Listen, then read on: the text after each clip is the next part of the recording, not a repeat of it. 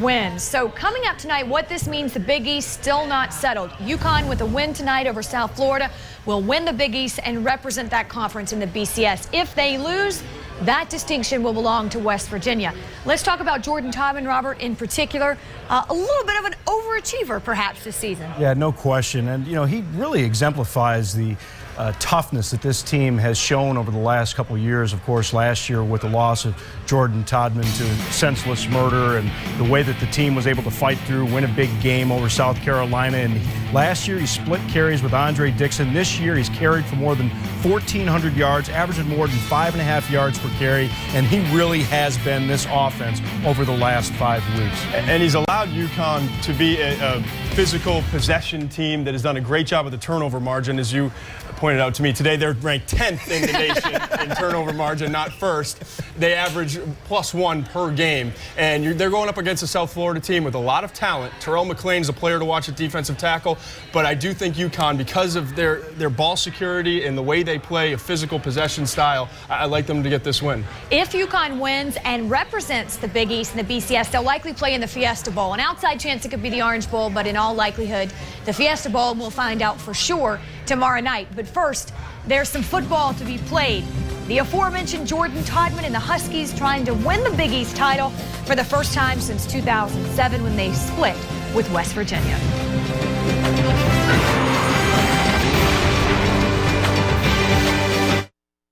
Our guns, UConn, South Florida with the Big East title on the line. We'll see you back here at halftime. This is Dr. Pepper Championship Weekend. The lights of Tampa illuminating a brilliant opportunity for UConn. Stepping off the bus and into a night rife with urgency and immediacy. It's their one-game playoff. UConn! What kind of football do we play? No, pound!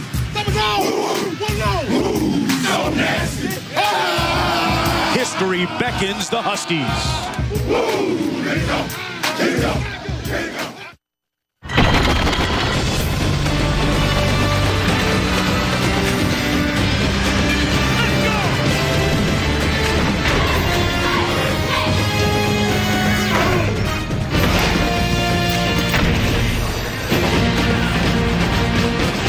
From Raymond James Stadium in Tampa, Florida, welcome everyone to ESPN2 College Football Primetime.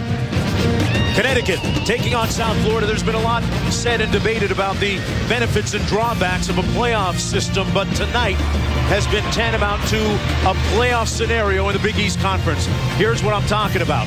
West Virginia and Pittsburgh winners today, but if Connecticut wins, they get the BCS bid for the conference. If they falter, then West Virginia gets that BCS bid. Pittsburgh is out of contention. I'm Mark Jones along with Bob Davie. Bob, what are the headlines coming into this one? Mark, when UConn lost to Louisville 26-0 on October 23rd, they were 3-4 overall and 0-2 in the Big East. A lot of people wondered if they could even win another game. Now they've won 4 straight Big East games and put themselves in a position to make history tonight. For South Florida, a week ago, they were 6-4 and having a good season.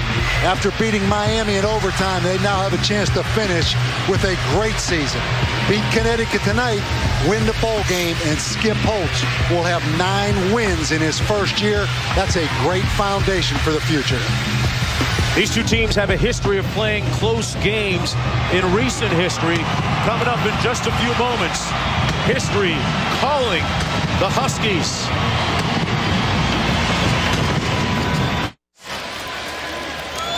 Welcome back to ESPN2's College Football Primetime, part of Dr. Pepper Championship Weekend. And tonight's game is part of the Jimmy V Week for Cancer Research as we continue our commitment to the V Foundation and Jim Valvano's dream to defeat cancer. Hello, everybody. I'm Mark Jones along with Bob Davie. Thanks for coming aboard. Quentin Kessenich joining us in just a few moments down on the sidelines.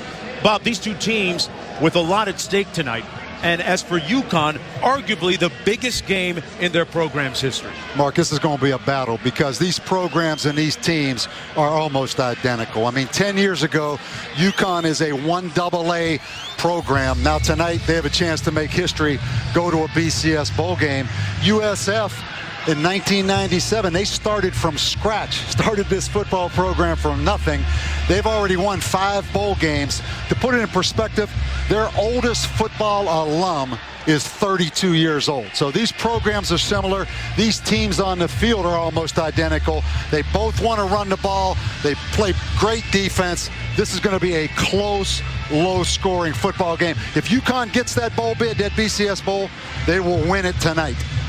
As for USF, they continue to make a little bit of history. Last week with a big win against Miami, and Quinn Kesenick has more on the guy pulling the trigger at quarterback.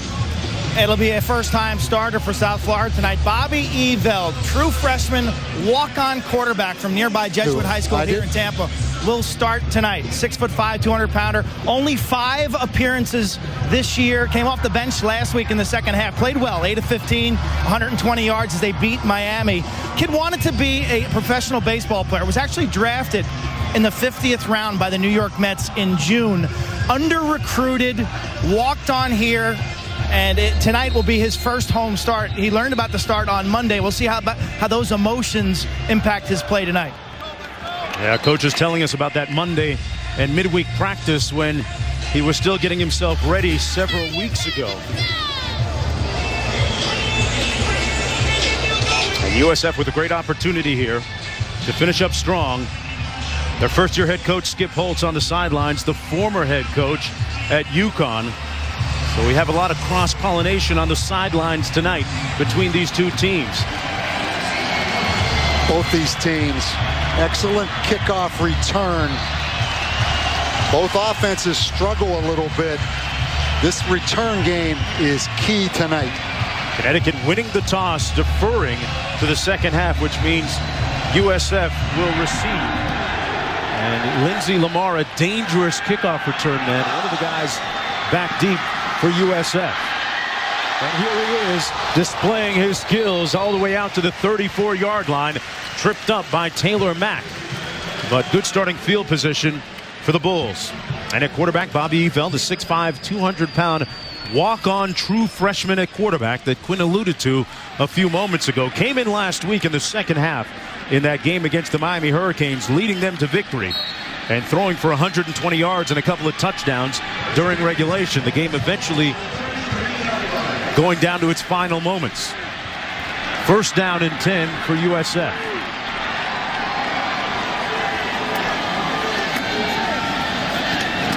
Pass complete to Dontavia Bogan as we take a look at our impact players, brought to you by Liberty Mutual Bond. Well, with a freshman walk-on at quarterback, it's obvious South Florida has to run the football. Mo Plancher, he isn't flashy, isn't really a breakaway back, but he's tough and dependable.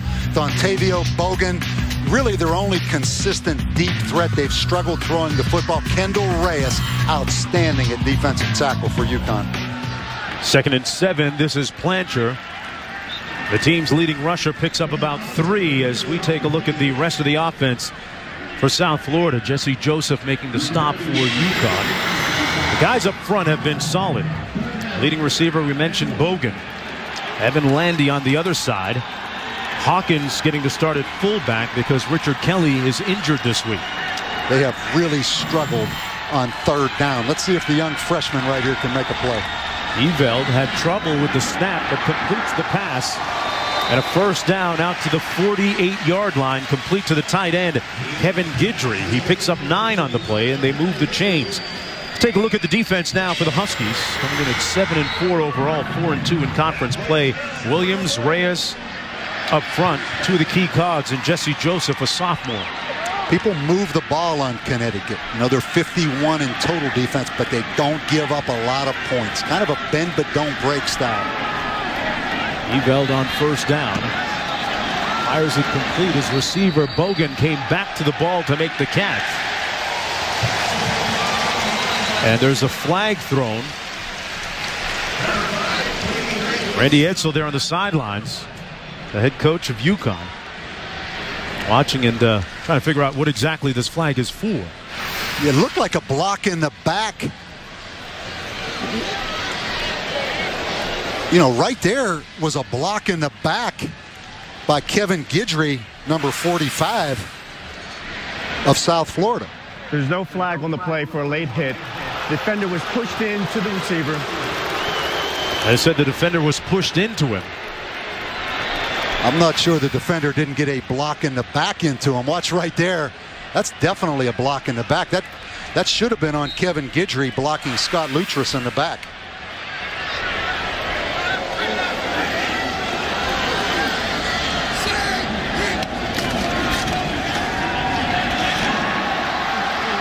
Pass complete. Evan Landy making the catch, the former quarterback, and actually could see action at quarterback in this game. Picks up 9 on the catch. Something you notice right away, Bobby Eveld. You look at B.J. Daniels on the sidelines. You know, you always worry. A guy came off the bench and did it at Miami, where you say, what, if he can come back against Miami, he can do it anywhere. But sometimes you worry when a guy's had a chance to think about it all week and being the starter tonight. But he's come out and played very well early here. Good job of play calling by South Florida, just on some simple little short throws to get his confidence. Loss of 2 on the play. Randy Edsall, the head coach of UConn this week, has tried to insulate his team from a lot of the noise and a lot of the headlines talking about what's at stake for them. They're trying to play this as just another football game. 2nd and 12.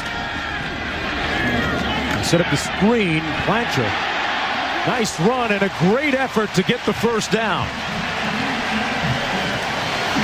Again, I can't say enough about the play calling. Todd Fitch, the offensive coordinator. Skip Holtz actually calls the plays. But a young quarterback playing in a big game like this at home, a lot of little screens, a lot of little high percentage completions to get Bobby Eveld in the flow of this game. This is an excellent drive. 3rd and 1, a pickup of 11 on the play. Blanchard again, and chopped down at the 20-yard line. Another nice gain by the senior tailback. He gets 11 that time. Dwayne Gratz finally bringing him down. If you're going to line up and play a 7-man front with a fullback in the game, you're going to see the kind of hole you have right there. It's tough with only 7 guys up there in the box. A little bit surprised on defense right there on 3rd and short that Connecticut didn't crowd the line of scrimmage a little bit more. Bell just 5 for 5 passing, hands it off this time. Blanchard again. A flag down thrown from the back judge. And Blanchard brought down at about the 7. 11-yard gain, but will it stand? I think we're going to block in the back. Offense, number 80. 10-yard penalty from the spot of the infraction. First down. I think Lutris, again, the linebacker, was walked out. The wide receiver cracked back on him and blocked him in the back.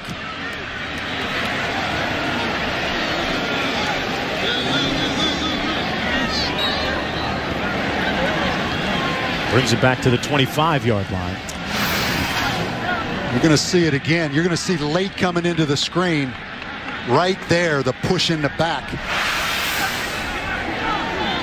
Stephen Bravo Brown, the wide receiver. 10th play of the drive. Eveld has connected on every bounce, and that is his first incompletion. It's intended for Lindsey Lamar. Well, you can see Bobby Eveld. He's only a freshman, walk-on, but he played at Tampa Jesuit. He was coached. He has a great release, no wasted motion at all. Maybe it's from being a catcher, or maybe he was well coached in high school, which I think is the case over there at Tampa Jesuit. He can really sling the football. One of the great programs in the area here. Demetrius Murray now in a tailback. On 2nd and long, he takes the handoff, is tripped up in the backfield. The Husky defense coming up with a nice play. Lutris, the team captain on defense, makes the stop. And this really is how Connecticut plays. People have moved the ball, but scoring defense, they're number 26 in the country, only give up 20 points a game. Really good down here inside the red zone defense. 3rd and 16.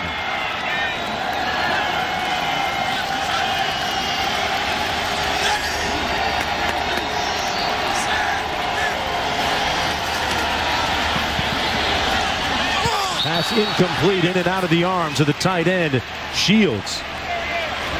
Andreas Shields should have caught that, and it would have given him a first down. Instead, the field goal unit comes in. Yeah, you're going to get a chance here to see Bobby Eveld in this release. Look how nice and high he throws the football, holds the football in his mechanics. Field goals are key in this football game. This will be a field position, turnover, field goal kind of game. This one coming from 42 yards out. Kongbanani had a pretty good season, 13 of 16. And improves on that number, knocking that one through. USF up 3-0, just underway here in the first quarter. UConn staring at history with possession when we come back. Welcome back, everyone, to Tampa, Florida. Tonight win for the Huskies will send them to the BCS game. They'll get the BCS Bowl bid out of the Big East. They've had this opportunity before back in 2007 in a winner-take-all game against West Virginia in Morgantown, but that were unable to close the deal. Tonight, a chance to get it done the right way.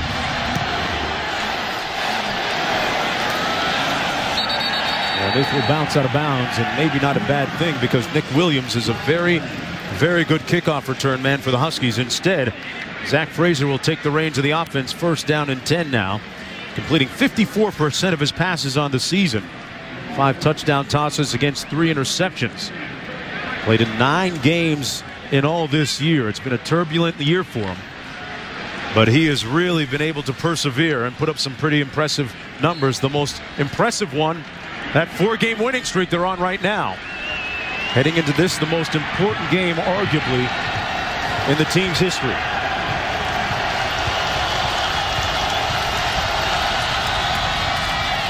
On 1st and 10, the give is to Jordan Todman, and he's, I would guess, one of our impact players, Bob Davey, by Liberty Mutual. Well, I'll tell you, Jordan Todman, he has my vote for Big East Player of the Year. Every week he's the target for the defense. Every week the defense knows he's going to carry it 30 times. He just keeps producing. This is the big fullback, Sherman. He's like another offensive lineman in the game.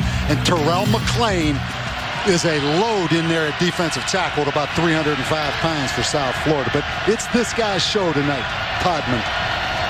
On 2nd and 6, Frazier going to pass. Incomplete, intended for Anthony Sherman. Usually a reliable receiver out of the backfield. Let's take a look at the rest of the offense now for the Huskies. Isaiah Moore and Kashif Moore, the receivers on the outside. Michael Smith, the team's leading receiver. And some changes on that offensive line. Mike Ryan, the left tackle, out with a knee injury. They move Adam Masters over. Kevin Friend starts at right tackle. So a new right tackle in the game, number 77, Kevin Friend.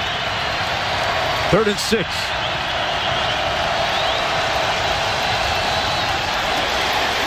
Might have been a little early movement by the defense.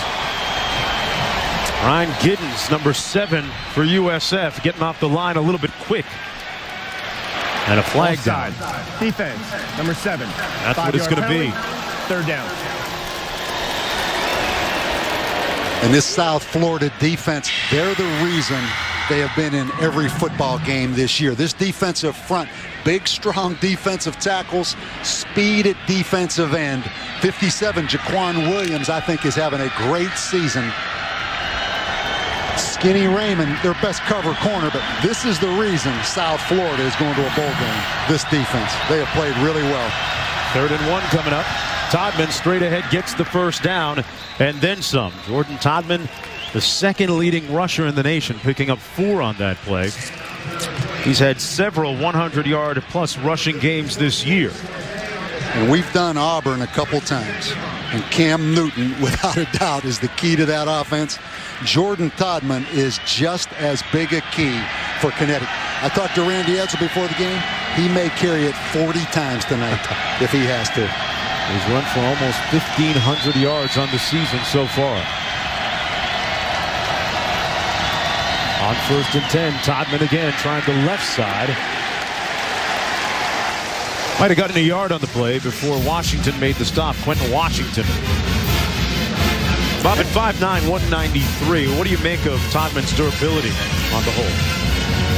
He reminds me of Ray Rice. He really does. He is a guy that can carry it 35 times a game. And he's one of those guys also, Mark, not only durable, he can break it. He has the kind of speed to score every time he touches it. He's an outstanding player. On 2nd and 9. Pass completed about the 41 to Michael Smith, the team's leading receiver. Out to about the 40-yard line, picked up 6. It'll be 3rd, about 3 to go. Both these teams have struggled on 3rd downs. It's amazing. UConn 114th in the country, South Florida 118th. Interesting if this isn't 4-down territory right here for UConn. Don't be surprised if Jordan Todman doesn't carry this football right here.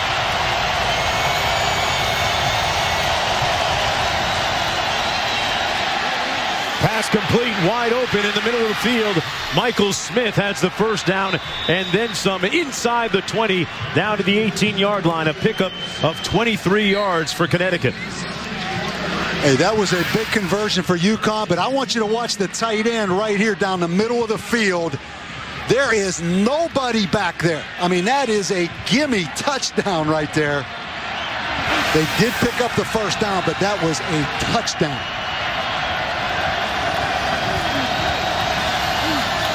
First and 10 from the 18. Todman again. Got down at about the 15-yard line. Picks up 3 on the play.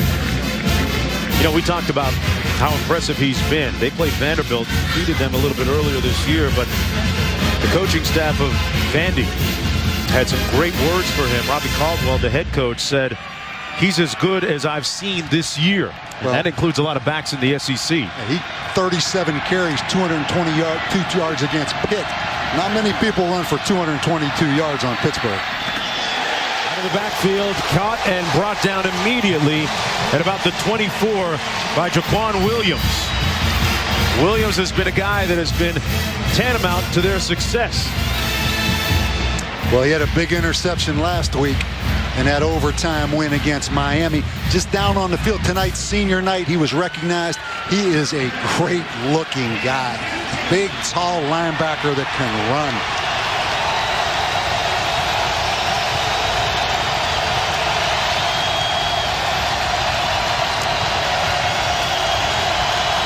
Say, there's not a lot of people here, but they're loud as this clock winds down right here.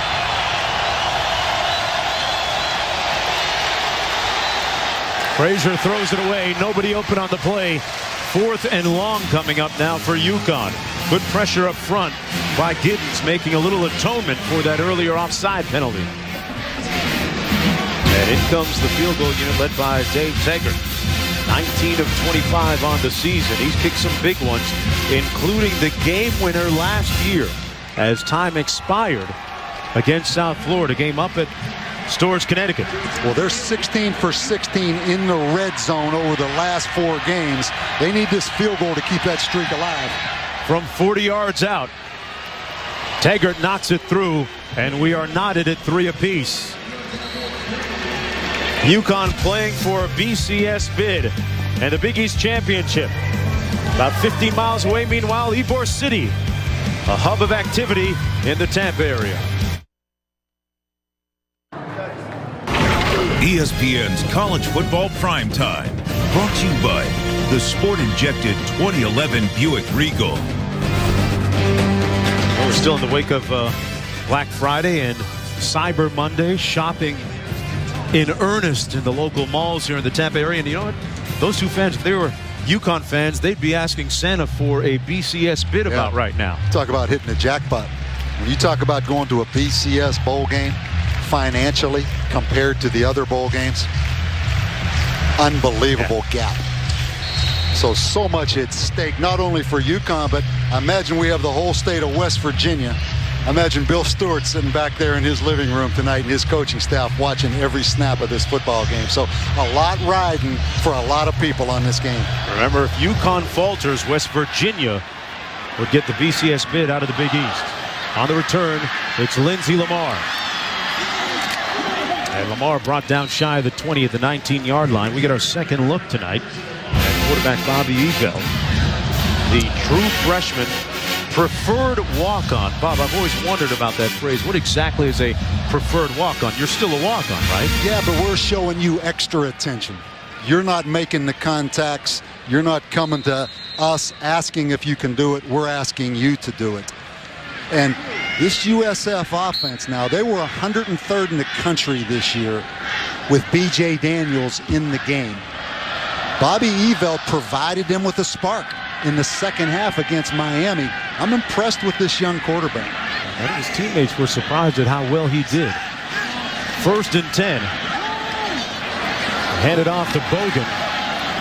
And Bogan picks up about 4, almost 5 on the play. Let's go down to Quint for more on Evell. Yeah, guys, he put a lot of stock in his baseball future when he was in high school, and he and his mom were disappointed when he only went in the 50th round as a catcher to the Mets. At that stage, he kind of reopened the football. He only had Division II offers. He and his mom sent the tape to South Florida, and he walked on this summer. Now, a walk-on, the one thing he can't do is eat the training table with the rest of the team. They told me a couple times he eats with the team, but he has to pay for his meal. Wow. I think those offensive linemen want to chip in and get a little fun going. Evell completes it this time. Might want to get the receivers in on that fun, too, like Lindsey Lamar, who makes that catch, picks up 9 on the play. That's going to be a first down for USF. He really does have a great release. I do see the catcher in him with these mechanics. I mean, he throws it right from that ear. You know, his biggest win before last week was Tampa Catholic. All of a sudden beating Miami down at Miami in overtime. That rose a little above bit. The Tampa Catholic win from last year. On 1st and 10, Blanchard, a gaping hole up the middle, and he picks up 14. C.O. Moore finally dragging him down, but another first down for USF. Again, UConn up there in a 7-man front. That's just a gaping hole right there for Mo Blanchard. Runs between the tackles again, and Moore again makes the tackle after the gain about 3. And we're at the bottom of the hour. I'm Mark Jones along with Bob Davie, Quint Kessenich down on the sidelines. UConn taking on USF. Here's what's happening now. UConn playing for a chance right now to go to a BCS Bowl with a win tonight. Coming up on Davy Jones' Locker, we'll talk about the concept and the magnitude of winning. And the state of Florida football, things really in flux right now. Kind of going back to the future in a sense. About 4 minutes to go here in the opening period. We'll blow this dead. You always wonder if we're going to get a false start here on USF. Who has the advantage? Number 45. You know, for Connecticut, is it a curse or is it a blessing to have so much riding on this game? And then with USF, they're going to a bowl game either way. So do they have an advantage because they really have nothing to lose where they can go out there and just let it rip? And what complicates it even more for Randy Edsall, UConn has struggled so much on the road this year. Only one road win against Syracuse. 2nd and 11. Evell with time and intercepted at the 47-yard line. It was tipped up and then caught by Lutris, but there's a flag down on the play. Deflected off the hands of Kevin Guidry, the tight end of USF. Personal foul on Connecticut. 15-yard penalty, first down. And the reason UConn has won 4 straight games, it's all about the turnovers.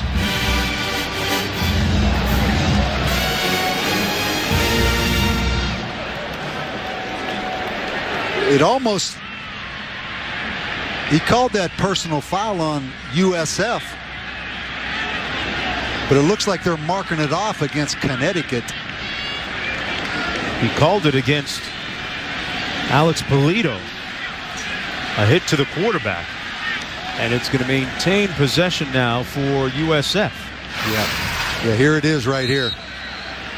Pardon me, that's going to be UConn ball. Yeah, it was after the interception. The dead ball personal foul.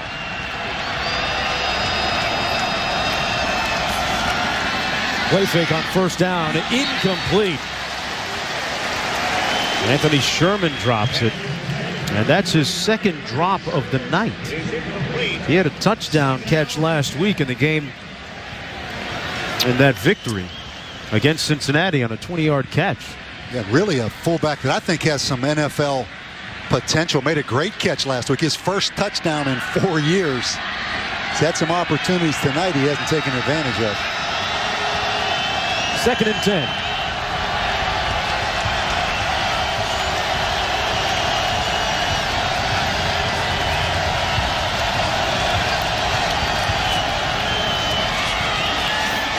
Todman brought down at about the 37-yard line by the free safety Jarrell Young, but not before he picked up 6 on the play. Jordan Todman had 3 touchdowns last week in their victory against Cincinnati, 14 rushing touchdowns this year, and the meter's still running on one of, Bob, arguably the best running back most of the country might not know about. I think that's exactly right. He's number 2 in the country, averaging 148 yards a game.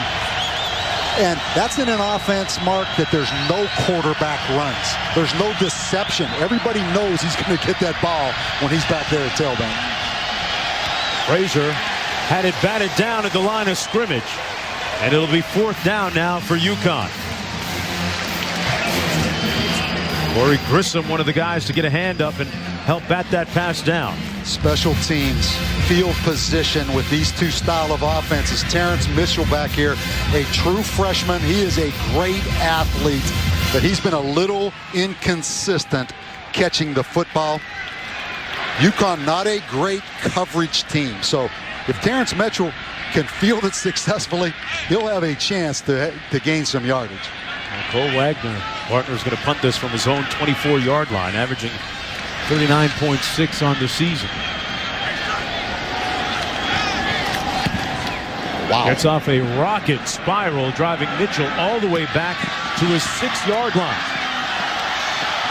Fielded well and back out to the 21-yard line. A 15-yard return for Mitchell after the 55-yard punt. Back to Raymond James in just a moment, and keep in mind it is Jimmy V Week, helping to fight cancer. On Jimmy V, and the fight to defeat the insidious disease cancer which touches all of us. Randy Edsall on the sidelines. This arguably one of the biggest events in UConn sports history, and that's saying a lot, Bob Davey, when you look at the magnitude of success that the men's basketball program has had, the women's basketball program as well.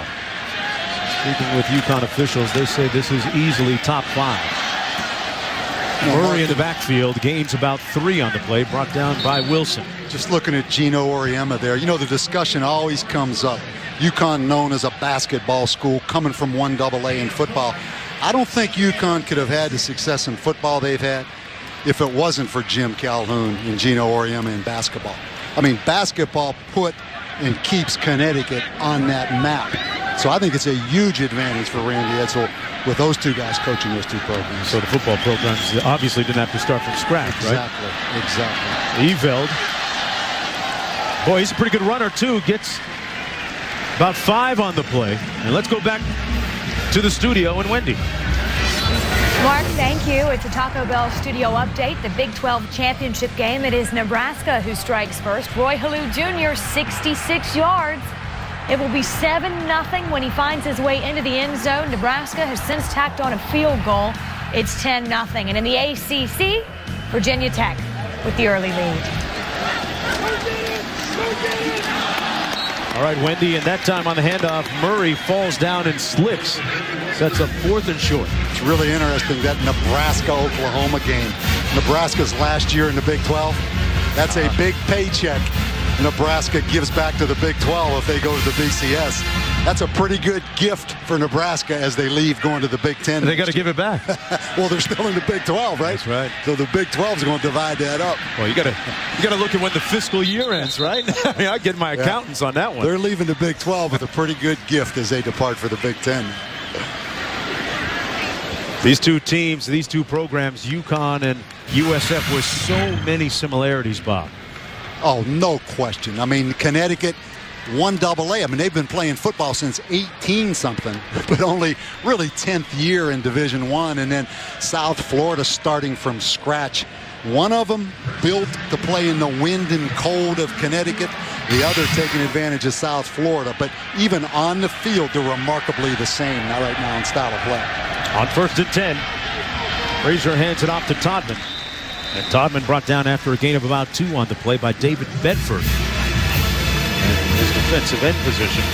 But what a year it's been for that guy right there on the screen. Zach Frazier started the first few games, and then they had some inner turmoil on the team with Cody Andres leaving school after a reported positive substance test.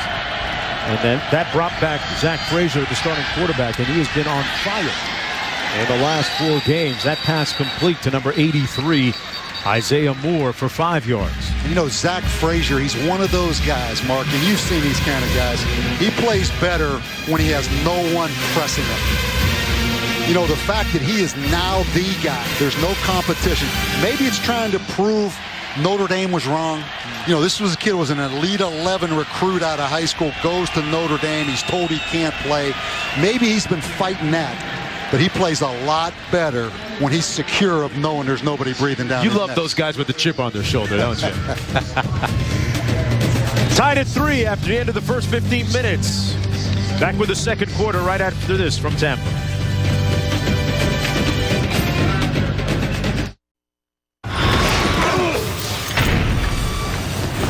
Welcome back, everyone, to Tampa, Florida. College football primetime on ESPN2, and aerial coverage brought to you by DirecTV. For the most sports, period, call 1-800-DirecTV. I keep mine on channel 206 most of the time, Bob Davey. I don't know about you. Well, here's another third down for UConn, 31% on the year. Not very good on third downs. Started the second quarter, tied at 3. 42 and a 40-yard field goal by the respective teams has us where we are. Frazier complete and hit right away at about the 42-yard line by Joseph. A gain of 4 on the play by Griffin should be enough for the first down, depending on that spot. Boy, that is a great tackle by Sabbath Joseph right there on the tight end on the crossing route. This is a guy that was a starter last year, beat out by the freshman D.D. Lattimore. They've been really impressed with his attitude of just hanging in there, fighting through there. That's tough. Yeah. Your senior year, you come back and you get beat out by a young guy. Iowa Central, one of the top programs in the country. This is Todman looking for a crease on that left side of the offensive line. McClain making the stop on the play. And a gain of 5 by Jordan Todman. You have to give Mark Snyder, the defensive coordinator of South Florida. You know, he was the head coach at Marshall. There's only 3 starters back on this defense. They lost 5 to the NFL. He has done an outstanding job retooling this USF defense. This guy's a heck of a coach right here. A couple of NFL guys on the defensive line have departed. Yeah, Jason Pierre, Paul George, Selvey. 2nd and 5. Todman gets about 2 on the play. It'll be 3rd and 3 coming up. Linares making the stop on the play for UConn. Yeah, the USF program continuing to build a lot of momentum, as is UConn's. 9 and 8 players in the NFL, respectively, right now. And that's a far change from where these programs were just a few years ago, even.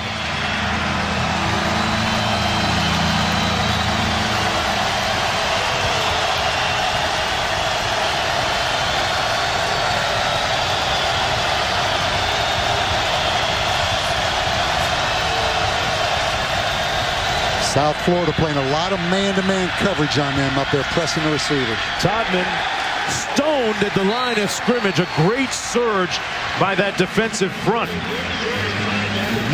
Craig Marshall, number 94, the first one to get there and deliver the blow. No gain on the play. Big 46 Corey Grissom, the nose guard, in there as well. I mean, that's a typical South Florida defense. Really stout up in there with some really good-looking defensive linemen. It's a field position, kicking game, turnover kind of game. That's what that's going to be tonight. Low scoring, and which team can run the football. I was wondering why you're smiling so much during our production meeting. A flag down on the play as the punt will carry into the end zone and come back out to the 20, traveling 49 yards. Let's see what this flag is all about, though.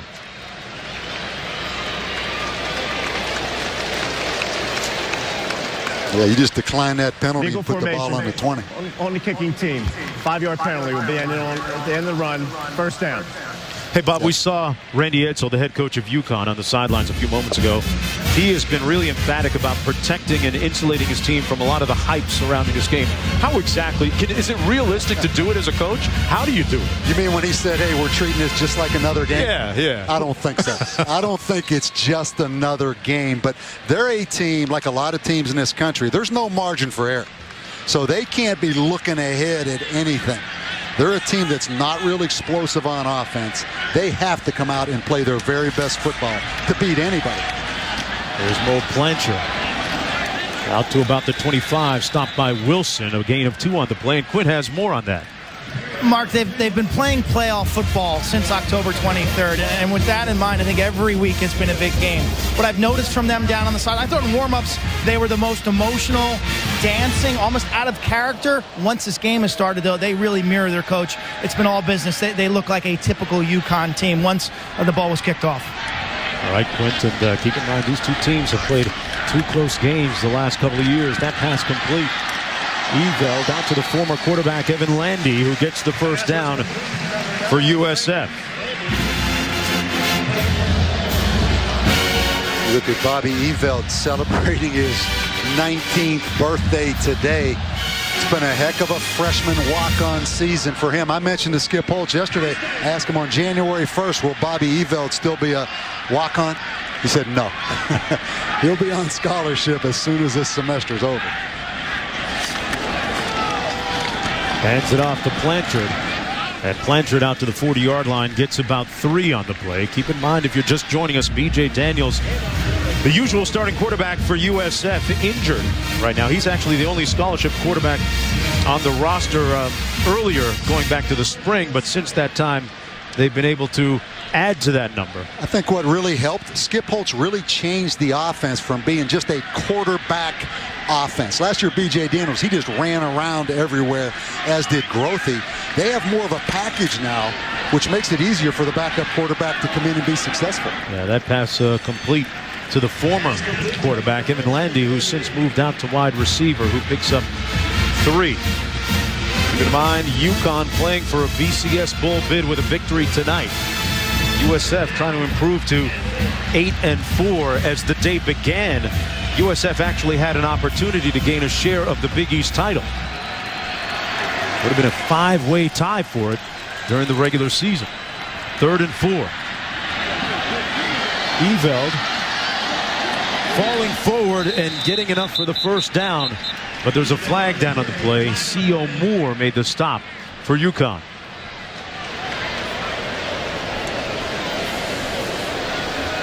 Personal foul. Tripping on the offense. Number 74. 15-yard penalty. 3rd down. Well, that's not one that you see called often. This is going to come back. So here's 74, the left offensive tackle. Boy, that's really close. A lot of times you see a guy when he's beat trip him. He was just trying to chop block him right there. Mark Popick, the offensive tackle, just a sophomore in the game. Known in the football vernacular as a leg whip, isn't it, Bob? Exactly. Or attempted. Again, field position such a big part of the game. That's a big penalty. I mean, USF close to converting that first down. Now all of a sudden they're backed up 3rd and 19. Eveld completes it.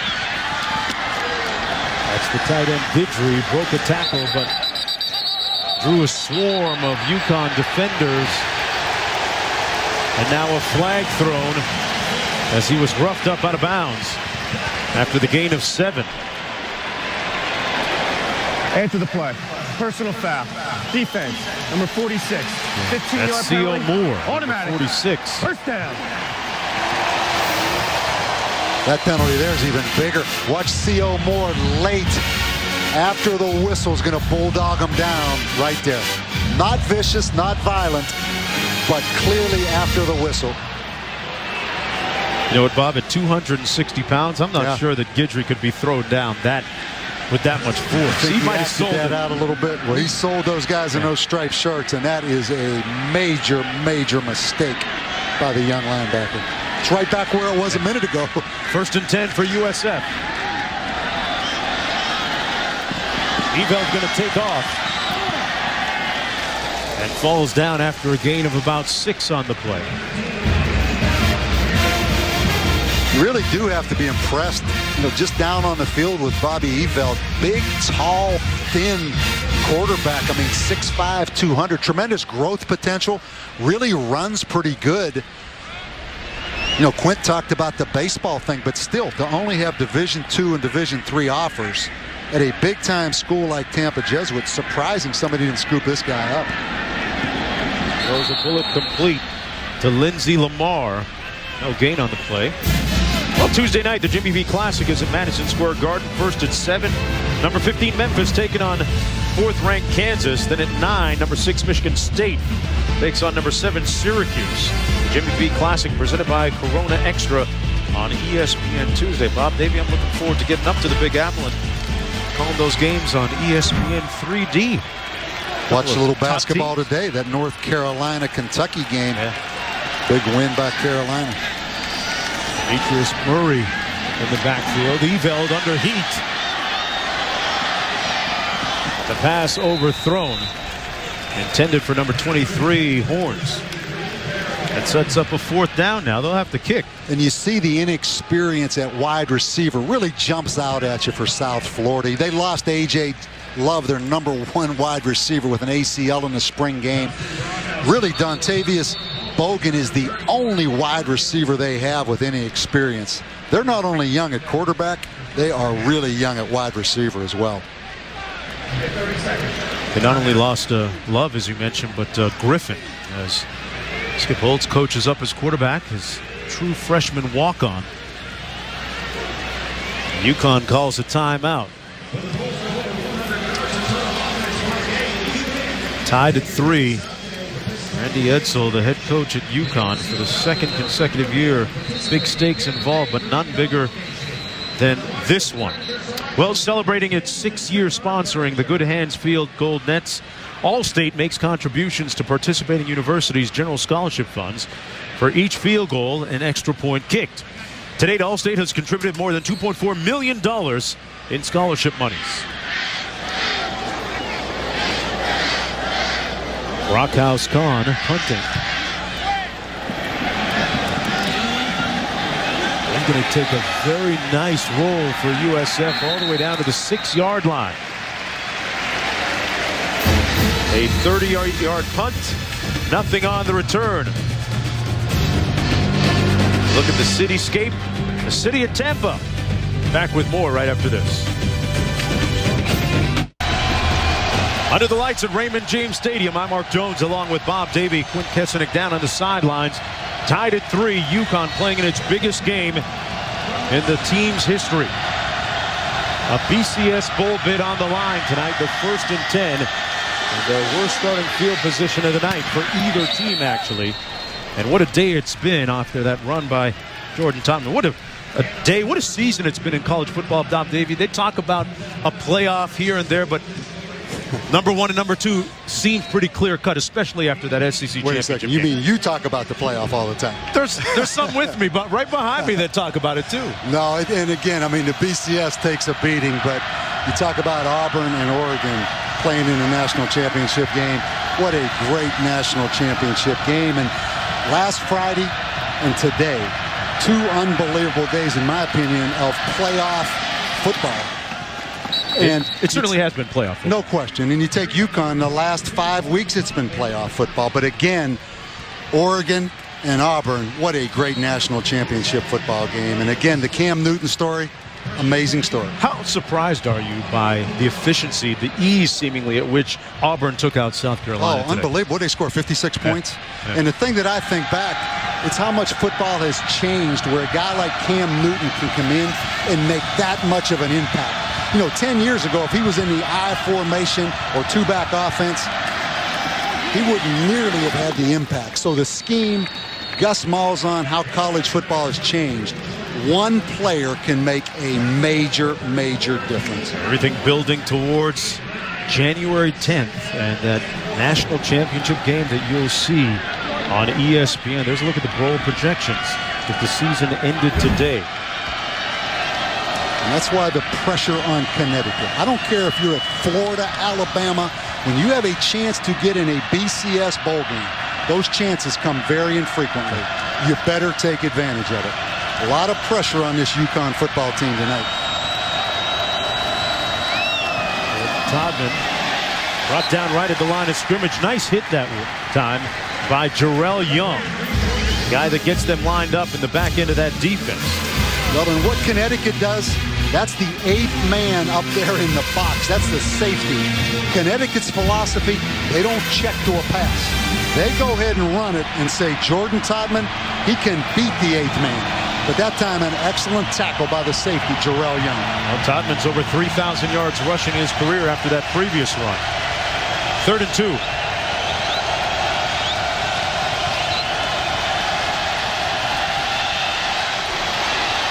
Frazier does it himself. Brought down at about the 30, slides in for a gain of 5. And let's go back to Wendy in the studio. Mark, thank you. And we take a look at the ACC championship game. Virginia Tech beating Florida State 21-10 until Ty Jones pulls the Seminoles within striking distance. Florida State trailing by 4 in the Big 12 championship game. Nebraska over Oklahoma 10-0. 13 to play in the first half. All right, Wendy, and a successful first year at the helm for Florida State's first-year head coach, Jimbo Fisher. 1st and 10. Todman powering his way over the right side of the offensive line behind Hurd and Masters. Picks up about 3.5 and comes up limping a little bit. That's where I talk about 8 in the box. You can't see everybody. That's the safety right there up on the line of scrimmage. There's no checking to a pass here. They just go ahead and see if the safety can play linebacker. You see that time Jarrell Young not able to overcome the blocker and make the play. Frazier throws the pass. It's going to be ruled complete at the 37-yard line to Michael Smith, who picks up 3. Smith, the leading receiver for UConn coming into the game tonight. Mark, just back to that playoff thing. I was just teasing you about. I know you're a big proponent of the playoff, and I see some good in that too. But people always think the sky's falling in. College football can't survive until we get a playoff. It's been pretty good. It's been pretty good with the BCS system. Yeah, this year things have certainly worked out for the BCS model. Underneath complete, and a first down catch and run from Michael Smith. Bob, they talk about him being efficient on those option routes. Made a nice run that time to pick up 17. Yeah, that's an excellent little possession play. Michael Smith on the crossing route. Really great protection, though. Had a chance to stand in that pocket, let that route come open. And that's a big, big conversion for Zach Frazier. Under 3.5 minutes to go here in the first half. A low-scoring game, 3-3. Jordan Todman dotting the I. They try and pound away at that USF front, that time proving to be intransigent, not giving an inch. Jaquan Williams making the stop and a loss of 3 on the play. Different philosophies. You know, most teams, if you put 8 of them up there and you have those corners out there man-to-man, they're going to check and throw because you have a schematic advantage. They are going to ride this horse, Jordan Todman, all night, and eventually they say he's going to crack that line of scrimmage.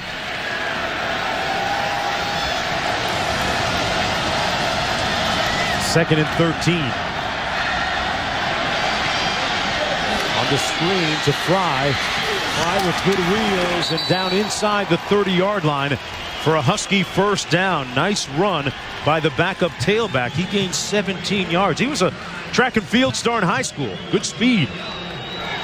Really good speed. 15 carries last week for almost 50 yards against Cincinnati. Not a lot of wiggle, but as you mentioned, Robbie Fry, he is fast. First down and 10. Fry still in the ball game.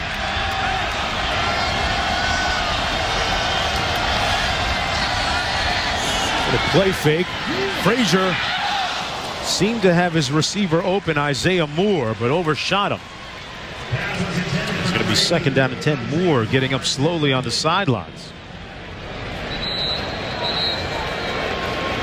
Kashif Moore, a reliable receiver, one of their possession receivers.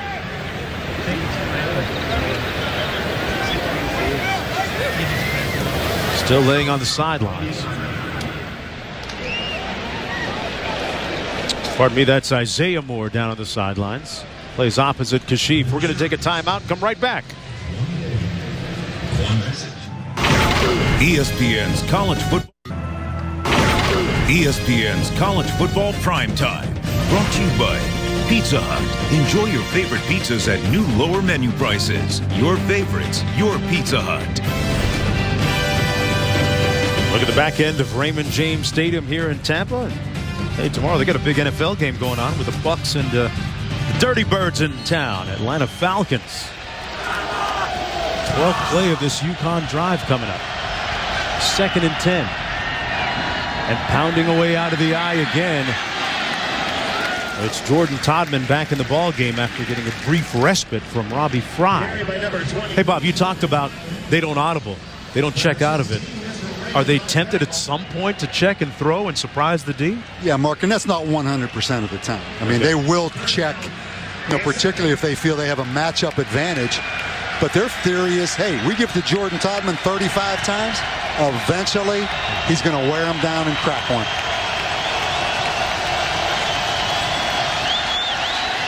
Frazier upfield, picked off at the 8-yard line by Legit. And pushed out of bounds in midfield. John Legist knocked out of bounds by Michael Smith. The reason UConn is in the position they're in with 4 straight wins, winning the turnover battle, they just took a field goal opportunity off the board right there. Zach Frazier in that interception. Good pressure by Ryan Giddens right there, the freshman. Just simply throws that football up, Mark. That is a bad decision. Excellent speed by Legisto, turning that field position thing back around on that return. And now USF has an opportunity, Bob, to put some points on the board before the end of the first half. They have all 3 timeouts remaining. And right now, right around midfield at about the 48. Eveld has it tipped up and picked off. Wilson, and Wilson's thinking 6.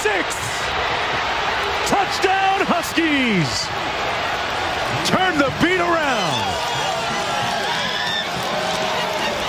What a fine line between winning, losing, going to BCS bowl games, and not going to BCS bowl games. Trevardo Williams tipped it, and Lawrence Wilson back-to-back turnovers in this game, but one of them is for a touchdown. Wilson showed some good wheels here and turned the turbos on. The senior taking it in on the pick 6. 48 starts. Paul Bryant High School in Tuscaloosa, Alabama. Turnovers, the key to UConn's season. The extra point good, and boy, that is a real impactful score, especially when you consider the timing of this score towards the end of the first half. Interceptions on back-to-back plays, and Randy Edsall's team thinking maybe, if you'll allow them, BCS. I'm Wendy Nixon, our college football studios. Coming up on the Outback Steakhouse halftime report, it's all but official. Auburn and Oregon will play for a national title. Oklahoma and Nebraska battle it out as one final time as conference foes, and the ACC championship is up for grabs. Todd McShay and Robert Smith join me in just a few minutes for the Outback Steakhouse halftime report.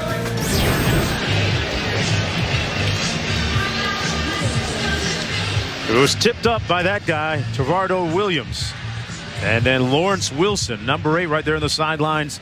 55 yards on the interception return, a fine line between winning and losing. Right, yeah, every season you go back and you look at things that happened during the course of that season that sometimes you can't explain. Trevardo Williams bats the football. Lawrence Wilson. Let's go back to October 23rd.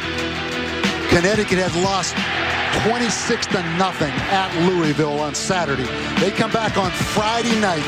West Virginia has the football, first and goal at the 1. They fumble. And Connecticut goes on and wins that game 16-13. And now they've won 4 straight games. But you talk about fine line between winning and losing. A lot of football left in this game. But will we look back on that tip pass right there by Lawrence Wilson? Sometimes it only takes a play to define somebody's season and a turnaround in the season. But you can imagine 0-2 in the Big East. If West Virginia scores right there and Connecticut falls to 0-3, no way do they bounce back. There's Lamar on the kickoff return and put a period on that point right here, Bob. 0-2 in the Big East and undergoing some quarterbacking issues at the time, too. Exactly. And, Mark, let's go back with the high expectations for Connecticut. You know, they beat South Carolina in the bowl game last year. They came into this season with tremendously high expectations. They get beat by Temple at Temple. They're 0-2 in the Big East. It could have caved in. You know, sometimes with those high expectations, if you don't have success, the whole thing goes south. So a lot of credit to Randy Edsall and this coaching staff keeping it on track. Eveld completes that pass out to the 25-yard line to Farron Horns, picking up 5. And Eveld had thrown 2 interceptions in his last 7 passing attempts prior to that completion. Under a minute to go now in the first half. We'll see how USF responds. And this is where they have to be careful. I mean, this is a 1-touchdown game. Don't turn the football over with the young quarterback. Eveld completes it out to the 26. Gain of 1 by Bravo Brown. USF with 3 timeouts remaining. Well, you're almost worried with Connecticut with 2 timeouts. You know, Connecticut's probably going to let this thing run out right here, but there's a temptation for Randy Edsall to call timeout right here on 3rd and 5.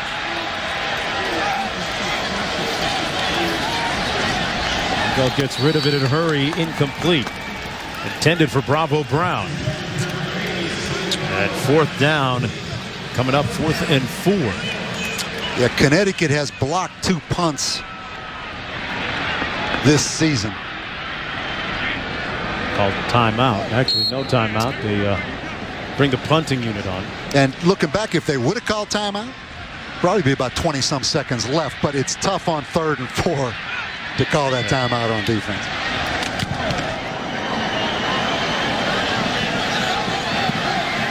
One takes a UConn bounce back into USF territory, but time winds down on the clock, and that's the end of the first half of play. UConn and USF have played the last 2 games extremely close. 23-20 last week, USF with a win against Miami, and then last year the game between these 2 teams was decided by just 2 points.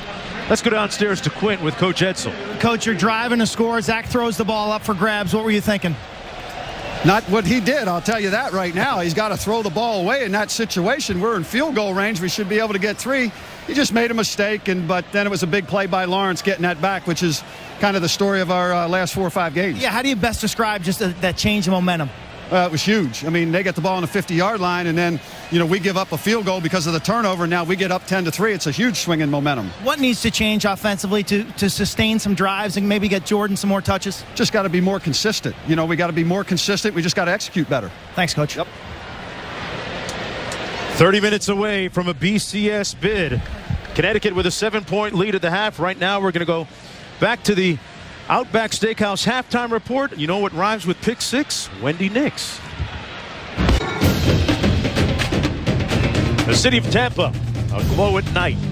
And a BCS bid on the line for the UConn Huskies. It would be a first in program history. Right now they lead by 7 points, 10-3. And that's the man choreographing the effort, Randy Edsall, their head coach.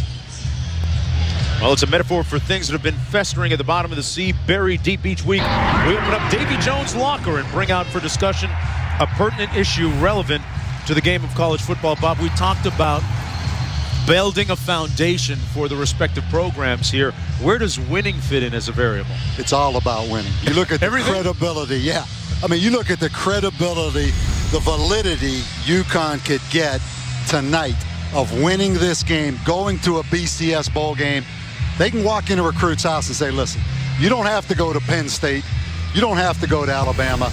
You can get everything you want right here in stores at home. You know, it's not like it was 10, 15 years ago where only the tradition-rich schools got the players. But make no mistake about it, winning, particularly for UConn tonight, gets them over the next hurdle. Why leave? You can get everything you want right here. Great point. And you talk about UConn right now, a program with a lot in common with USF, a couple of programs that started with a couple of trailers a little more than a decade ago. You're exactly right. And talk about facilities. UConn's facilities now as nice as anyone's in the country. USF, we were on that campus yesterday. In a year, theirs will be as nice as anyone's in the country. There's Robbie Fry on the kickoff return out to the 27-yard line. We talk about how close they are in terms of numbers in the first period, the first half. Total yards right about the same. First downs identical. Time of possession, that's a push as well. And average yards per play. The only difference, the significant one on the scoreboard right now, that pick six by Wilson for the touchdown. Yeah, not only are the programs similar, the teams, the coaches on the field are similar. And those first half stats confirm that again. Mark, this will be a battle in this second half. These teams are dead even. Connecticut with possession, first down and 10. Jordan Todman, second leading rusher in the nation coming into this game, gains about 2. Williams making the stop on the play. And you know, Jim Leavitt deserves so much credit for what he built here at South Florida. It really has been an amazing journey, and they are a talented football team. You're down on that field before the game. They look like an SEC team. They look like an ACC team. There's a lot of talent here. He did one heck of a job. Frazier completes the pass to his leading receiver, Michael Smith. Yeah, you talk about the facilities being built at South Florida. New football facility, basketball, softball, baseball, a whole bunch of new construction going on. And on the flip side, you have to say something about Lou Perkins, the former athletic director at UConn, who was a big part of building up their program to where it is. 3rd and 8.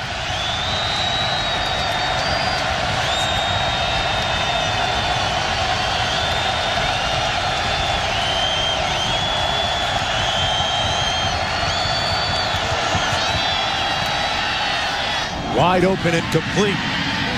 Out to the 35-yard line. A nice catch and a first down on the play.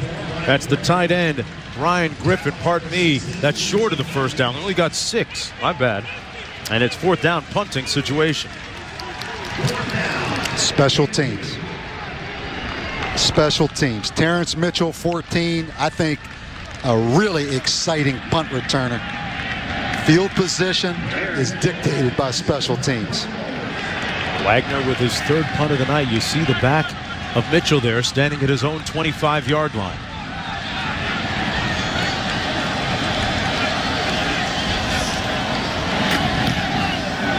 Bulls came after it a little bit that time. And Mitchell watches it go over his head. UConn, well, they're going to be able to down this in time. Looked like they got there. It's going to be down at the 1-yard line. A 63-yard punt. And USF 99 yards away. Right now, let's take a look at the BCS standings. Brought to you by Vizio. The SEC championship game, a one-sided affair. The Auburn Tigers drilling South Carolina to remain number 1. Oregon, TCU, Stanford, 3 undefeateds as we wrap up the regular season. Talked about field position. About that change in field position right there. As Derek Chard, the long snapper, got down there and downed that football for UConn. At the end zone, they hammer away. Mo Plancher between the tackles. And Quinn had a chance to speak with USF coach Skip Holtz. What did he have to say? Well, he pointed to penalties and turnovers as absolute drive killers. We talked about Bobby Eveld, his freshman quarterback. He was pretty happy with the way the youngster played in the first half. He says he's been poised. For the most part, has made the right decisions. I asked him to look forward, though, and said, Coach, how limited is his playbook right now? And Coach admitted that they are a bit handcuffed in terms of really opening things up for the freshman. And now he hands it off, Quinn. Playing it conservative on a couple of plays. Bob, your thoughts on what Coach Holtz told him? We do college football games every week. We see all spread offense with quarterbacks as potential runners. Very difficult, even more difficult for South Florida because they don't have a Jordan Todman at tailback. If you're not going to have the quarterback runs, you better have a great tailback. Unfortunately, B.J. Daniels was a big part of their rush offense as well, so a lot of pressure on Bobby Eveld. Eveld from out of his end zone barely got it away before almost giving up a safety. He had some heavy backside heat coming the other way, and it's 4th down. And you talk about the field position battle again, Bob. This underscores it once again where USF will have to punt from. This was awfully close. Well, after this football game, nobody's going to talk about Cole Wagner or the deep snapper from UConn down on that punt.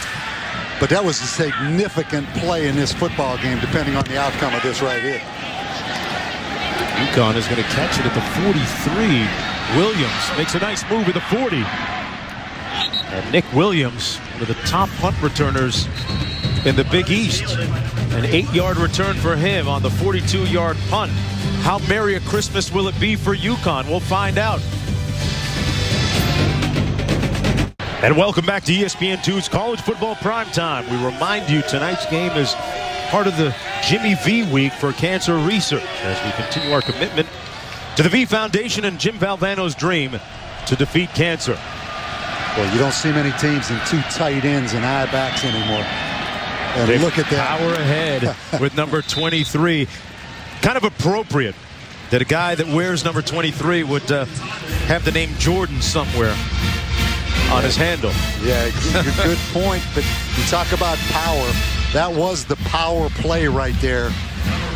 Block down on the front side, pull the backside guard, fullback leading up through. I don't know what those signals are, but there's a good chance that's power because they run that play. That is their comfort zone. Again, in 2 tight ends, 2 backs, just going to pound it at them. Hand it off to 2-3. And this time Todman stopped up by Williams. Gets a couple of yards on the play. That should be enough for the first down. Jordan Todman, the 2nd leading rusher in the nation coming into this game. If you're just joining us, a win by UConn tonight gives them a berth in a BCS Bowl. They would win the Big East, but if they falter tonight against USF, then West Virginia would get that BCS bid. Again, staying with that 2 tight end personnel on the field kind of bases you up on defense. Not as many things you can play when they're all packed in there that tight. Todman again finding a crease on the left side of that offensive line, running over top of Mike Ryan, and Matthew Oliver picks up 8. 2nd down, about 2 to go. Well, the thing about Jordan Todman this year, he split time the previous 2 seasons, but you look at the drive chart there, he's shown a lot of durability, which you alluded to earlier, Bob, and being able to carry the entire load himself this year. Yeah, and you respect it. He is the target each and every week. No quarterback runs, not a lot of diversity. I mean, you look right here, 2 tight ends again, eye backs. He's going to touch the ball. They run their favorite play, the power. And he runs off the right tackle. Brought down by Sabbath Joseph. That time he gets 4 yards. And when you talk about the power play, I'm talking about the old off tackle kick down. Watch him block down to the front side. Fullback, backside guard, predetermined hole. You know, it's not like the zone where the running back just gets the ball and takes it where the hole evolves. There's a predetermined alleyway. They run the power as good as anybody in the country. Remind me a lot of the old Wisconsin teams with Barry Alvarez. 1st and 10. Here he is again, Todman. Brought down by the backside linebacker. That was Jakeem Williams. Yeah, he's having a great game. Sure is. He's the guy, has 3 children. And it was a great story I read about him. They asked Skip Holtz, do you have to alter anything because of his family situation? He let him leave practice Halloween night to go trick-or-treat with the kids. Great. He's really bought into the program as much or more than anybody.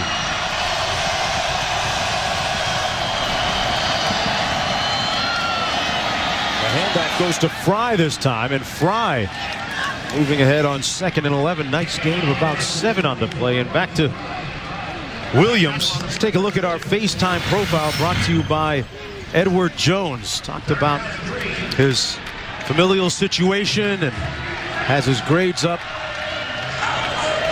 over a 3.0. A pleasant surprise. One of the big surprises on the team in terms of his performance. Had a big interception against Miami last week as well in that upset win. 3rd and 3.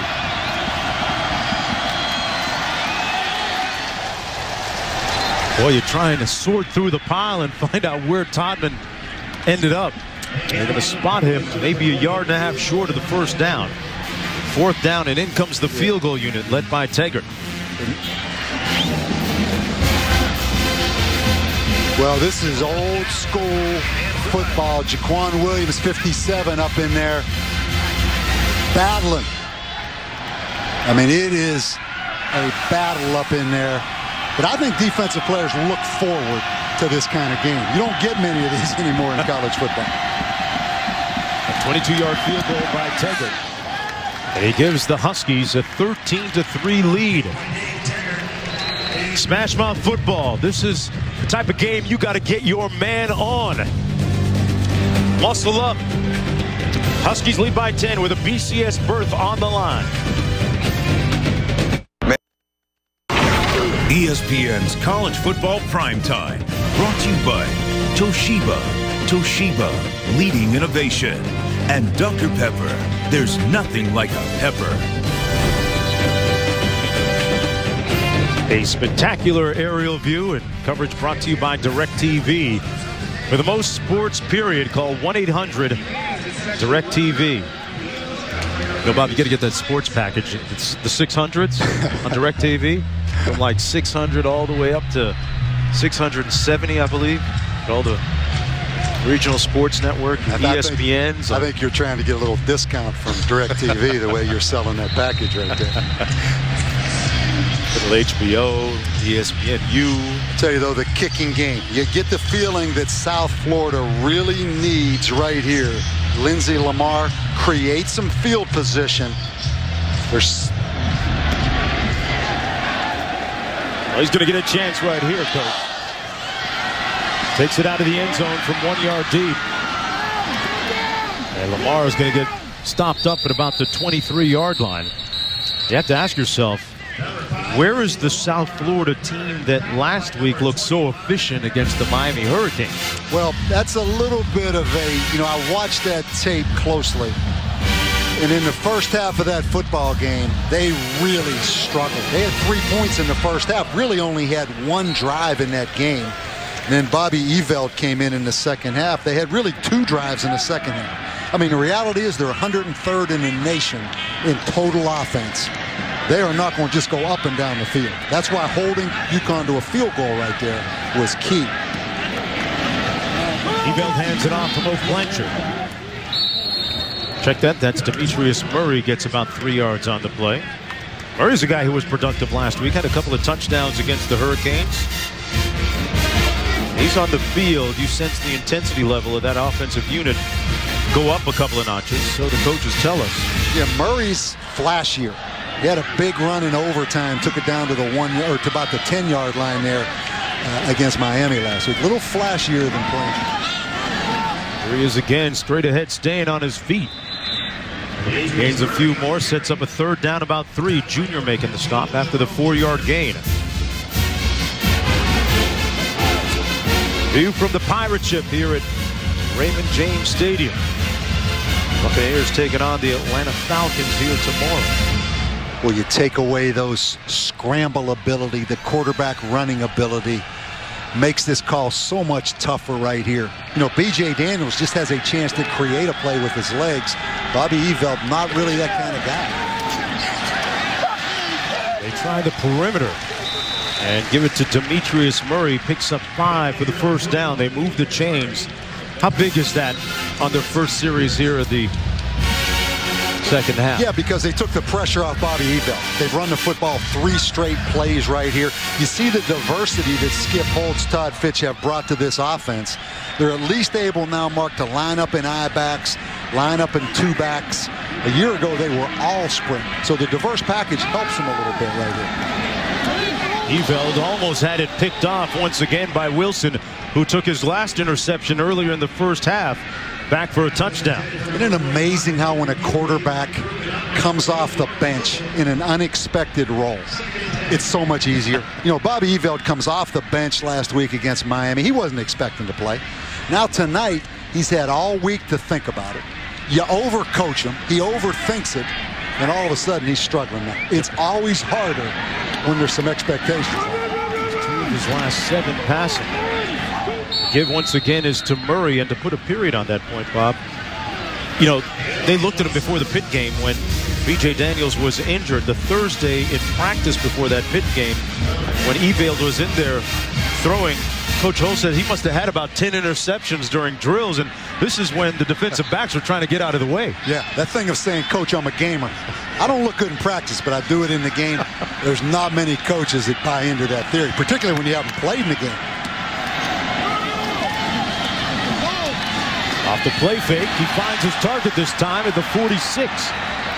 Evan Landy makes the catch and gets the first down on a gain of 17. They convert again on 3rd down. Yeah, zone coverage. Lawrence Wilson, the linebacker, really ran out of his zone. That thing just wide open right there. Easy throw on the curl route. That gives the quarterback some confidence. 1st and 10.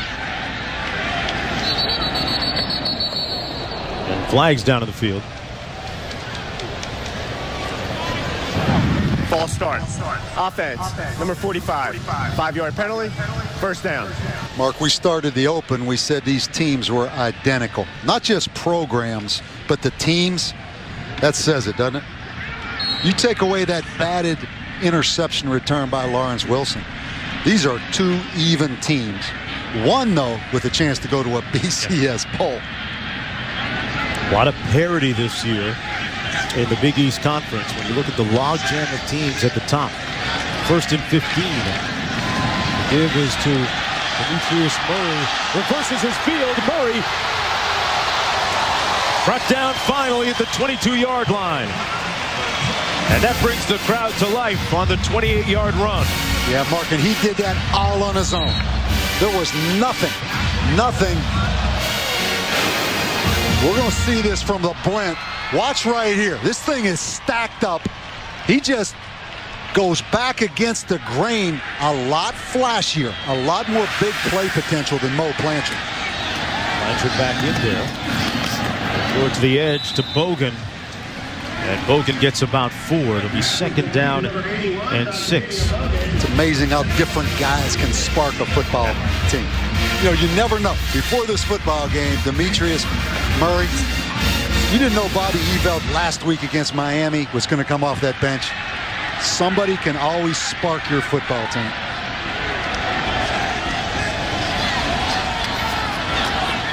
Eveld finds Blanchard, but Blanchard doesn't have anywhere to go.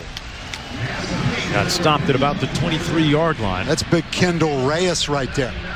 Talk about a big athletic guy. Yeah, he's had some huge plays, a couple of interceptions in consecutive weeks. Had one 2 weeks ago and had one for a touchdown called back actually against Cincinnati last week. Yeah, took it 85 yards. Batted the ball up in the air, caught it, took it 85 yards, but Lawrence Wilson had a block in the back.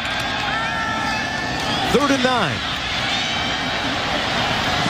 Eveld incomplete. Out of bounds. As Andreas Shields couldn't get those feet in. Not even one. They need to get one down. Tell you, Eveld had actually tucked that ball away like he was going to run it. And you talk about a quick release now. Let's take a look right here on the sideline.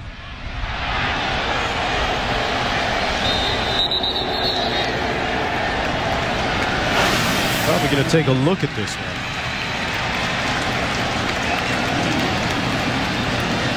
Get a look at the replay.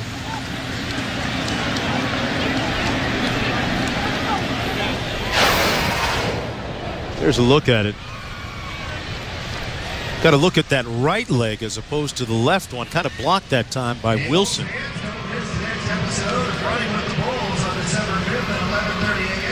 Bob, good time to finish up on a point I talked about earlier in terms of parity in the Big East. Some would argue that it's not parity, but mediocrity, and some people doubting the viability and the veracity of a bowl berth going to the Big East Conference. Kind of a controversial topic right now. Yeah, and really there's no controversy because that's the Big East is a BCS conference. As we look at this again, I think that left knee is down out of bounds before the right foot touched. I don't think they'll overturn that call. And Mark, I look at the Big East, I look at it as improving right now. I look at Louisville, Charlie Strong, an outstanding job in his first year. I look at that stadium and the facilities Louisville has. I think that left knee's down. I don't think that call is going to change. I look at Syracuse coming back. Syracuse playing in the Pinstripe Bowl. The Big East needs Syracuse to be good. And now the addition of TCU coming into the conference, and we had a chance to ask Coach Holtz about it yesterday in our production meeting with him, and he said that it no doubt strengthens the Big East Conference. TCU, one of the 3 undefeated teams. It's amazing, though, isn't it? Being an old Southwest Conference coach. Who would have ever thought? TCU playing in the Big East. Again, what touched first? The left knee or the right foot? This official kind of blocking. That's really close. I'll say this, though. There's nobody that has a better view than that guy right there, replay or not. So I think that call should stand.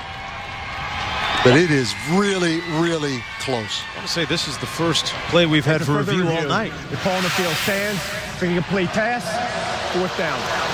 Must be indisputable evidence to overturn the decision on the field. So obviously there wasn't that time, and sets up a 4th down. In comes the field goal unit. Makan Banani has already kicked one tonight. Made one earlier from 42. This one coming from 38 yards out. 14 of 17 on the season.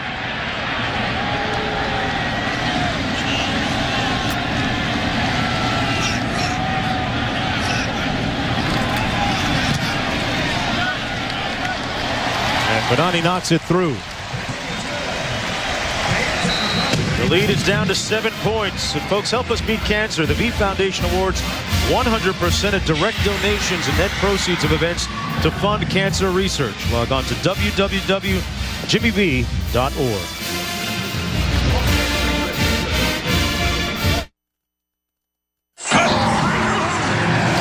Time now to take a look at our drive recap brought to you by Chick-fil-A. And this was the look of the Connecticut offense as it's been most of the night. Jordan Todman right, Jordan Todman left, Jordan Todman up the middle. So far he's run 23 times for 75 yards. He has been the key cog in the offense for UConn. And it culminated with a field goal. And not an offensive score in this game tonight. UConn offense 91st in the country. South Florida's 103. Just what you expected it to be. On the return, this is Robbie Fry. And Fry out to the 35-yard line. Wendy Nix back in the studio. What's going on, Wendy? Mark, thank you. What's going on? How about an ACC title game? Virginia Tech, Florida State, Tyrod Taylor connecting with David Wilson. It's 35-17. Virginia Tech. And in the Big 12, that title on the line as well. It's a 3-point game and a half. Nebraska with the 2017 lead.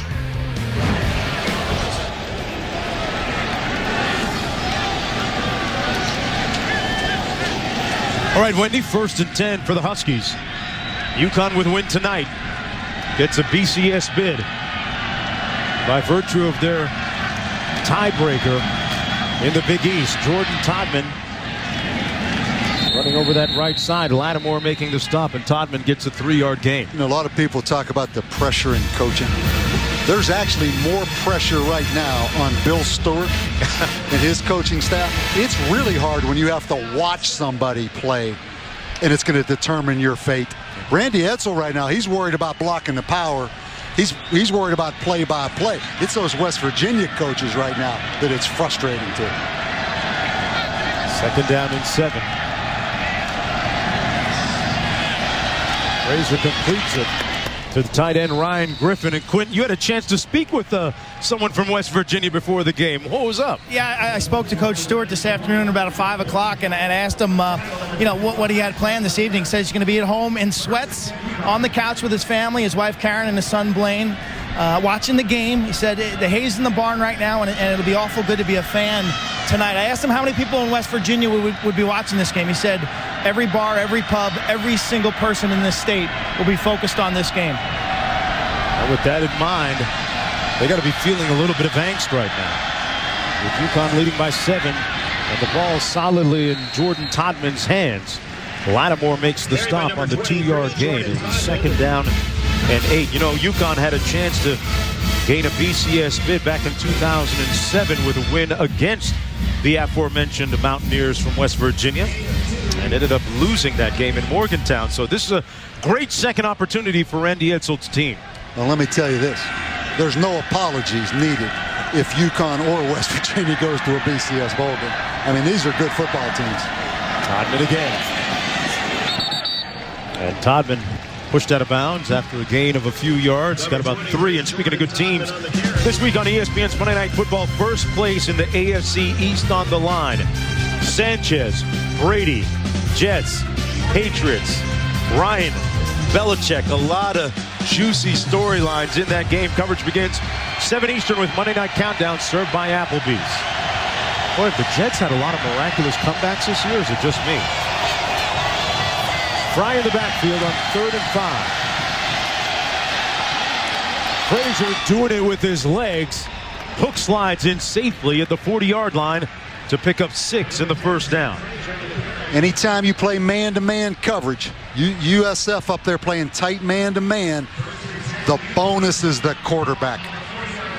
Because those linebackers take off and run with those receivers. Once he breaks the line of scrimmage, even Zach Frazier, who's not a fast guy, there's a bunch of open grass. Big 3rd down conversion. 1st and 10. Todman again hammers away on the left side.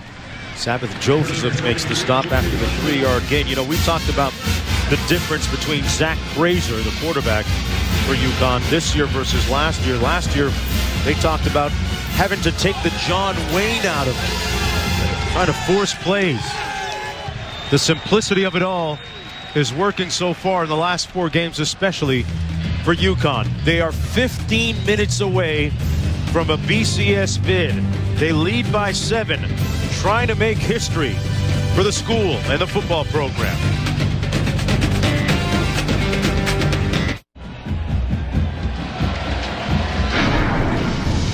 Beautiful night in the city of Tampa, and welcome back to ESPN2's College Football Primetime. We remind you that tonight's game is part of the Jimmy V Week for Cancer Research as we continue our commitment to the V Foundation and Jim Valvano's dream to defeat cancer. Help us beat cancer.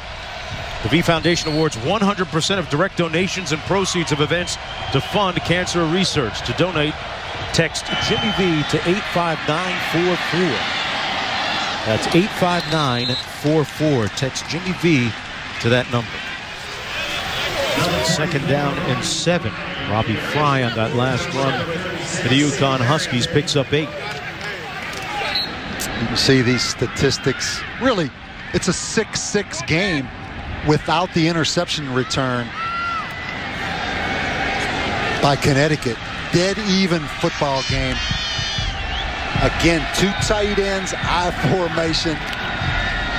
They've now broken this streak. They look to pass it for one of the rare times. Incomplete, intended for Michael Smith. They had run the ball before that, 13 of the last 14 plays. And there's always that threat of play action. But, you know, this Connecticut offensive line, we talked about Mike Ryan, the left offensive tackle, out tonight with a knee injury. They move Adam Masters over there. 77 Kevin Friend gets the start at right tackle. I mean, that's a big, good-looking offensive line.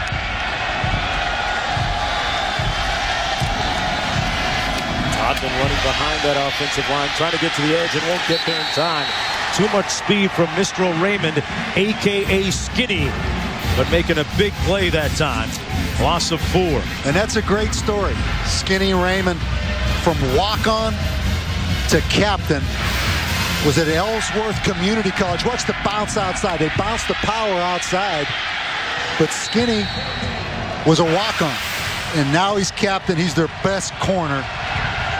Probably a safety in the NFL.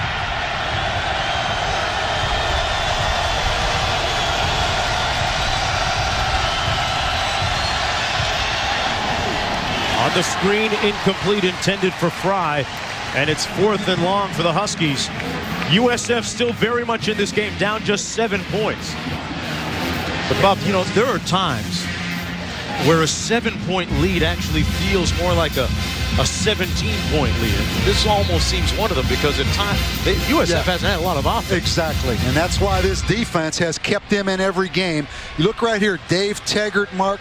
He's had 3 47-yard field goals. He's never tried one above 50. This is right at his max right here. This one coming from 50 yards. He's already connected on 2. And this one is on target and makes it through. Taggart, who's had some big field goals, including last year's last-second field goal to defeat USF. Still no offensive scores in this game. We talk about the kicking game. Dave Taggart, first 50-yard field goal. If we were at Rentschler Field right now, unless he was with that wind, because that's like a wind tunnel up there, he wouldn't have made that. But look at Randy Edsall.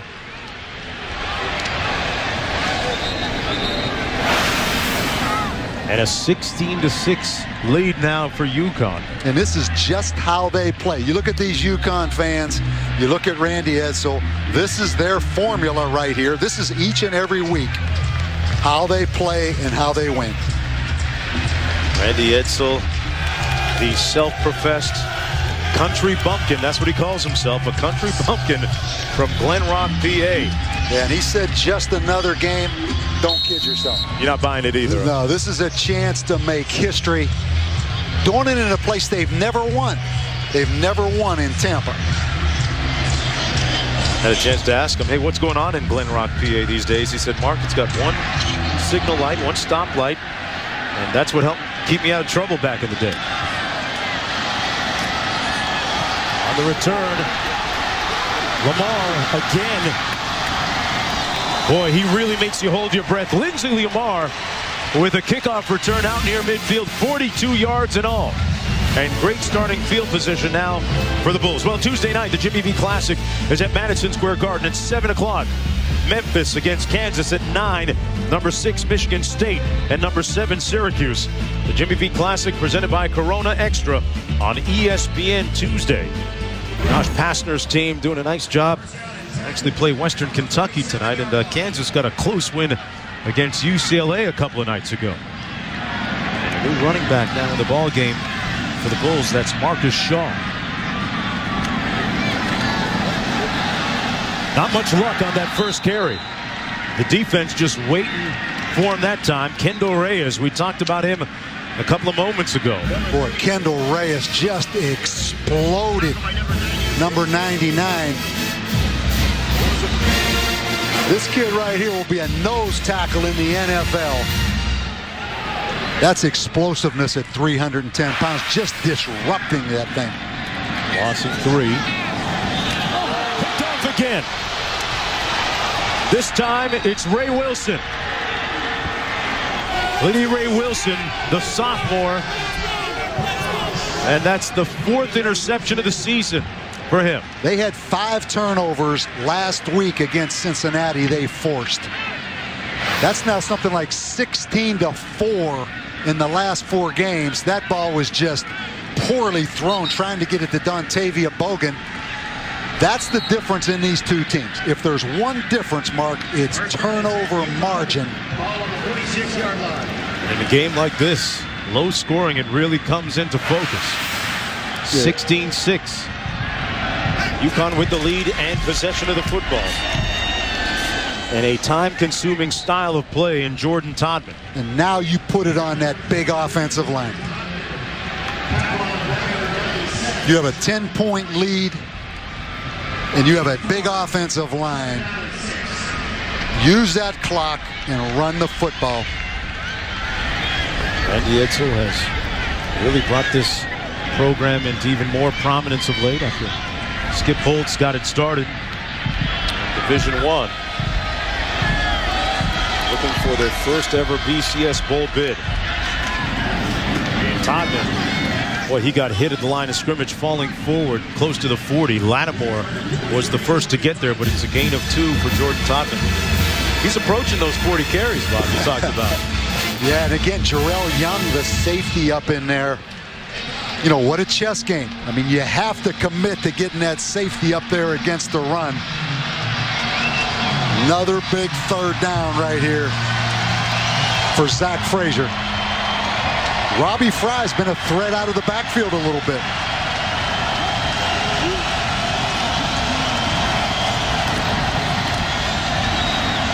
Frazier incomplete behind his intended receiver, Michael Smith, and he was open too.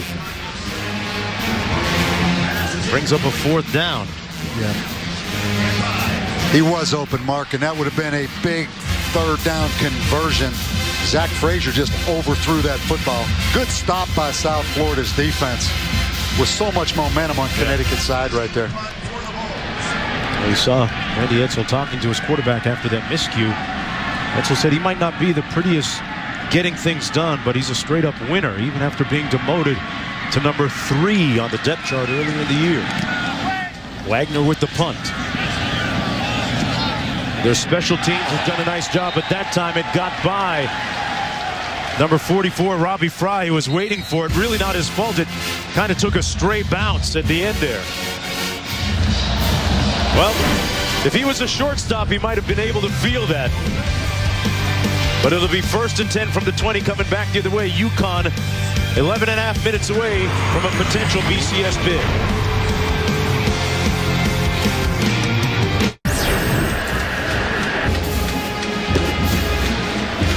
All right, Wendy.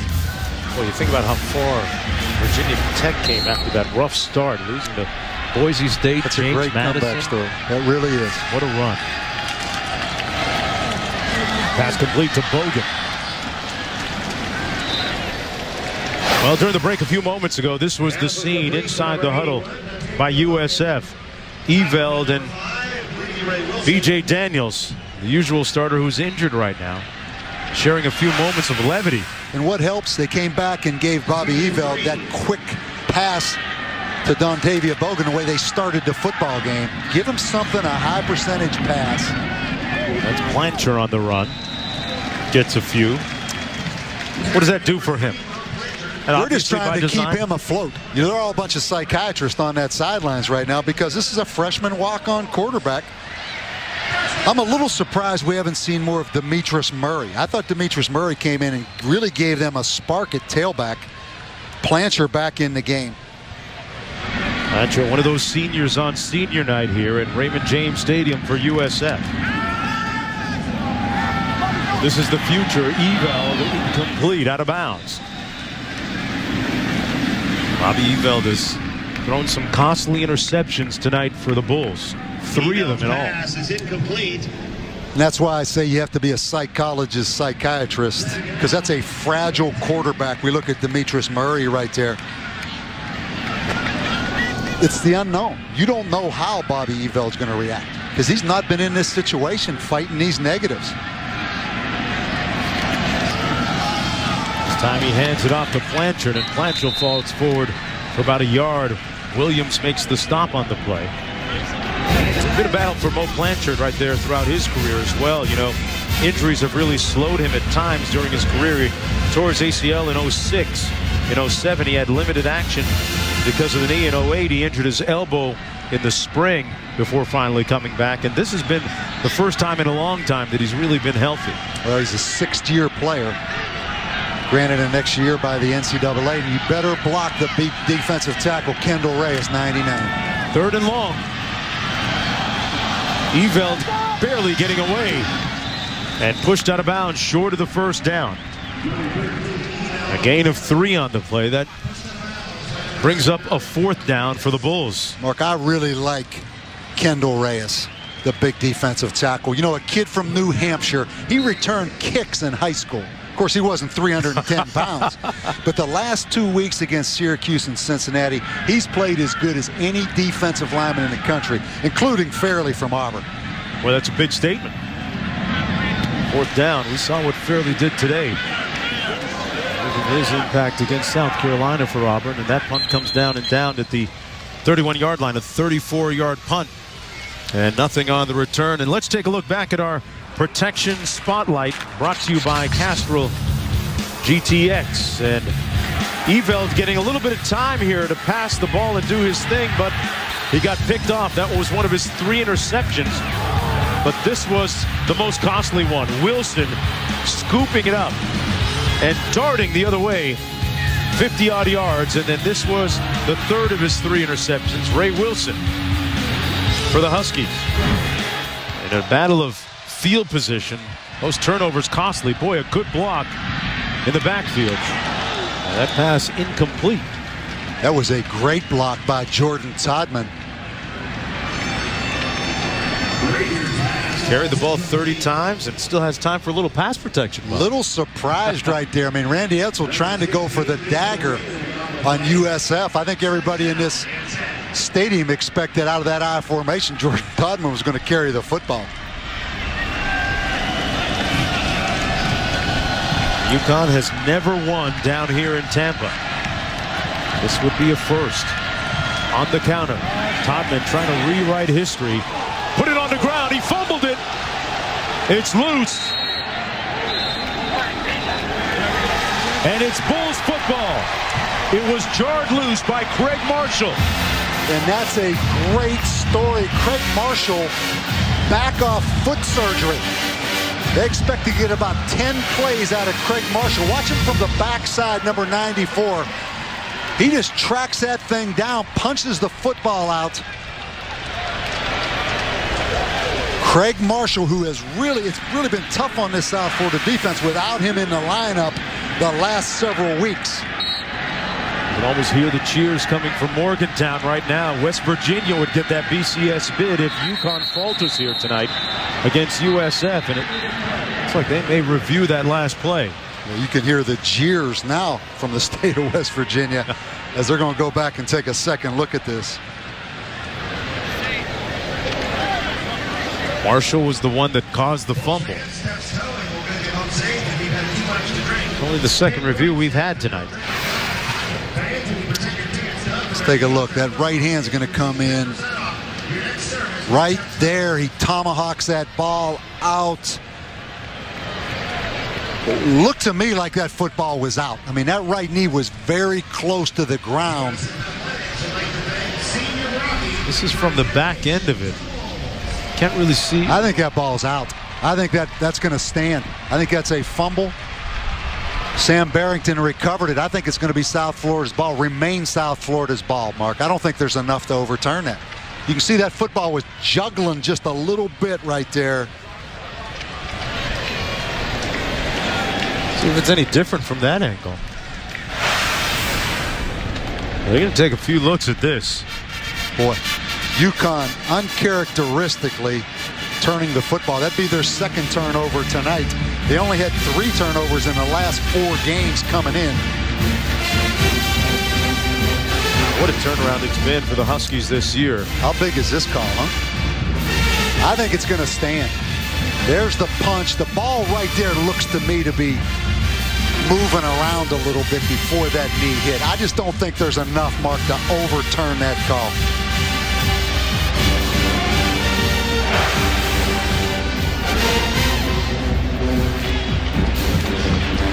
After further review, the call on the field stands. The fumble, 1st and 10 to South Florida.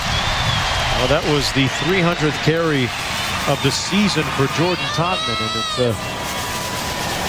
a dubious one now after the fumble. Well, the backside guy got it. Craig Marshall from behind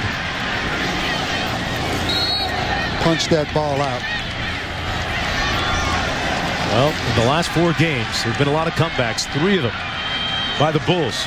You can ask the Hurricanes down the turnpike about that. 1st and 10. Eveld hands it off. This is Demetrius Murray, who's back in the ballgame for Blanchard. And you see how tough it is right now, Mark, for Skip Holtz and Todd Fitch. I mean, where do you go offensively? Bobby Eveld really struggling right here. No confidence. They don't really have a breakaway kind of back. Murray gives them the best chance. They've run some quick hitches. You know, Dontavius Bogan, probably their most explosive guy, number 81. But with this guy not in the game, there's just not many places to go for them offensively. 2nd and 8. Play fake Eveld. Complete. Touchdown, Bogan.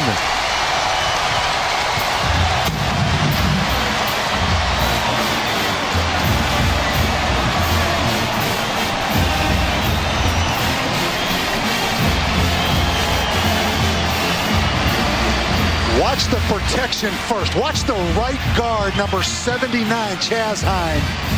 And Bobby Eveld threw a rope right there. They got the ball to their most consistent, their only consistent receiver, and the turnover. Uncharacteristic by Jordan Todman. And the Bulls are back in full effect.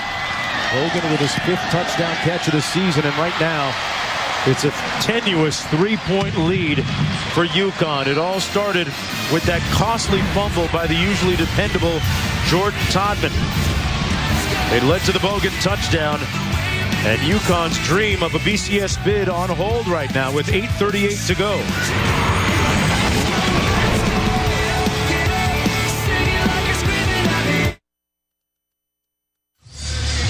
Welcome back to ESPN2's College Football Primetime, part of Dr. Pepper's Championship Weekend. Bob, what was the key here on the touchdown pass? Well, Mark, first of all, it's protection, but I want you to watch this window. Look at the alley right here between those 2 linebackers. Bogan running the curl route. Now, the key is the velocity Bobby Eveld put on this ball.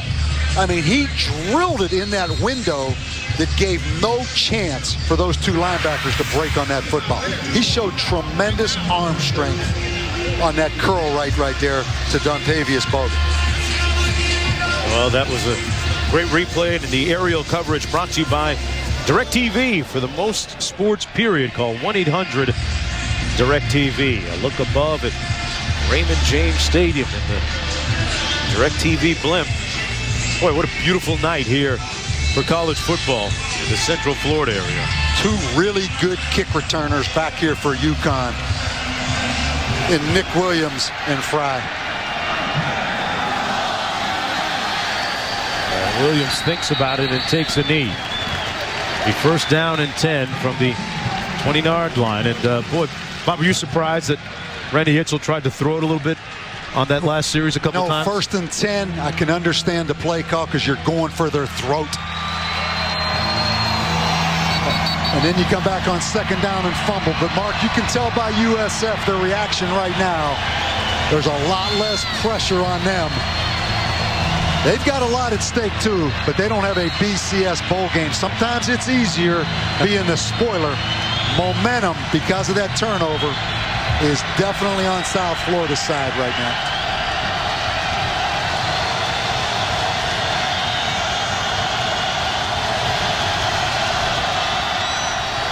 Frazier's going to pass it. Incomplete. Ball may have hung up there a little bit too long, intended for their leading receiver, Michael Smith, but good pressure up front from 94, Craig Marshall, who caused the fumble last time. You've got it. Craig Marshall, foot surgery. Back off foot surgery. They said they'd get 10 plays. They're getting their money's worth out of those 10 plays now. He has become a factor in this football game.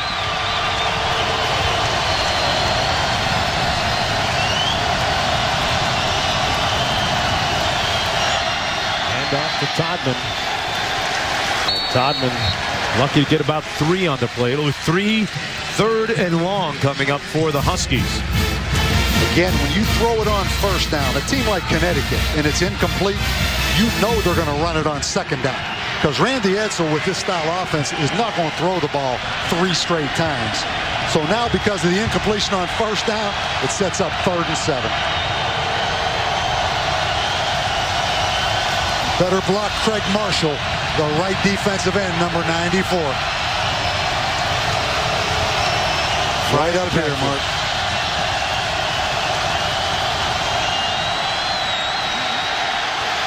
Rays under heat. Incomplete, 4th down. Bulls defense coming up with a nice sequence. And it's moments of angst now for UConn and their loyal followers who made the trip from Stores down here to Tampa. 4th and 7 coming up. Boy, number 94 right there. Marshall has made a major impact on the last couple of series. Wagner into punt now for the Huskies. His 5th punt of the night. Terrence Mitchell standing on his own 36 for USF. Wow. Gets off a great punt. Drives Mitchell all the way back to the 18. Got a great block. Mitchell still on his feet.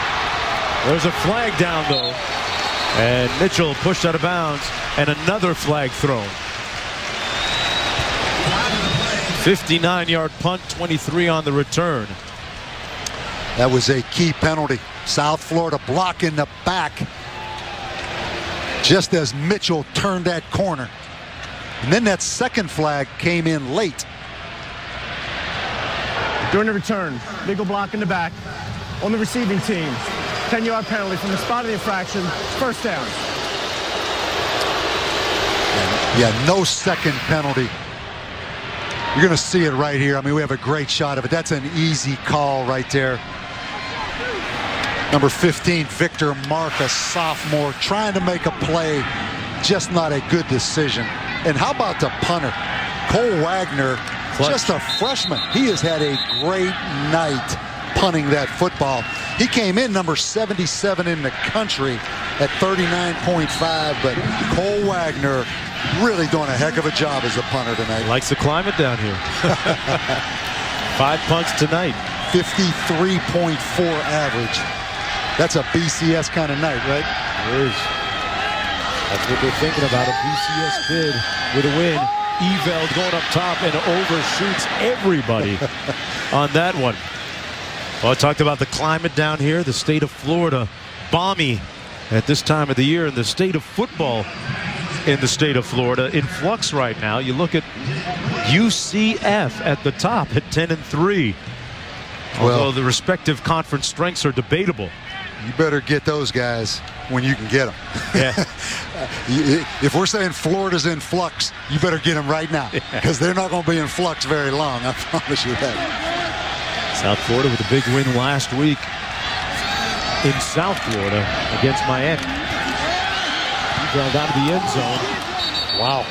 Dangerously close to being picked off. You know, number 99 up there, Gendo Reyes, has 2 interceptions in the last 2 weeks. Yeah, he wanted 3 in a row. And I'll tell you who else, Trevardo Williams, number 48, has had a good night. A guy, really a track guy out of high school, can really run. I think he was something like 2nd in 100 meters in high school. He's had a good night.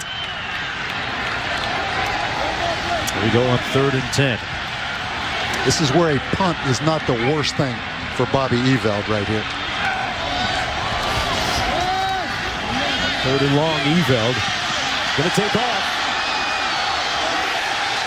And he got the 1st down. Boy, a defining moment perhaps for the young walk-on freshman quarterback. Picks up 11 and keeps the drive alive for USF. That's a career long run. It's a heck of a play. Connecticut with the twist stunt. South Florida, good job blocking it. And Bobby Eveld on 3rd and 10 picks up the 1st down. They're going to play fake. Eveld had his man wide open and he laid out for it. But Joel Miller couldn't haul it in. That was a great route. They cleared with the outside receiver. They ran the inside receiver in behind him. Joel Miller wide open. And that's where the inconsistency of the young quarterback. But that was a great route against zone coverage. Talk about Eveld being drafted by the New York Mets organization. Bob, you know your baseball. I thought catchers weren't supposed to be able to run that well. Yeah, that's a big, tall catcher now. That's a 6'5" catcher. Blanchard on the run. Out to the 25, got 3. And you see the anxious moments now etched across the faces and the expressions of those UConn players. A win tonight, they would notch their first ever BCS Bowl bid by winning the Big East. This is arguably one of the top 5 moments in school sports history. Yeah, you know, Kendall Reyes not in the football game right here on 3rd down. Looks like a pass rush mode all the way, obviously, for Connecticut. Eveld under heat, and this time couldn't escape trouble. The ball came loose. Well, they're going to say it's down, that he was down first, but C.O. Moore made the tackle on the play. A gain of 3, but it's 4th down now for USF. And that block in the back on the punt return ends up really affecting field position. And now South Florida punting the football. Nick Williams back deep. Watch it bounce. It takes a South Florida bounce all the way down to the 25. Inside the 25 to the 24. 48 yards in all. 5:28 to go. Just 5:28 too long for some anxious UConn fans, perhaps hoping for that BCS bid. ESPN's College Football Primetime, brought to you by Castrol GTX with superior protection against harmful deposit buildup. Welcome back, everyone, to Raymond James Stadium, where at the top of the show we talked about history calling the UConn football team. And so far, UConn answering the call, leading by 3 with 5:20 to go. Randy Edsall efforting the team's first ever BCS Bowl bid. Well, that's 33 carries for Jordan Todman. Said before the game, look at 40 carries. He is right on track. If things go the way Connecticut wants it to go, to get those 40 carries. Again, 2 tight ends, eye backs.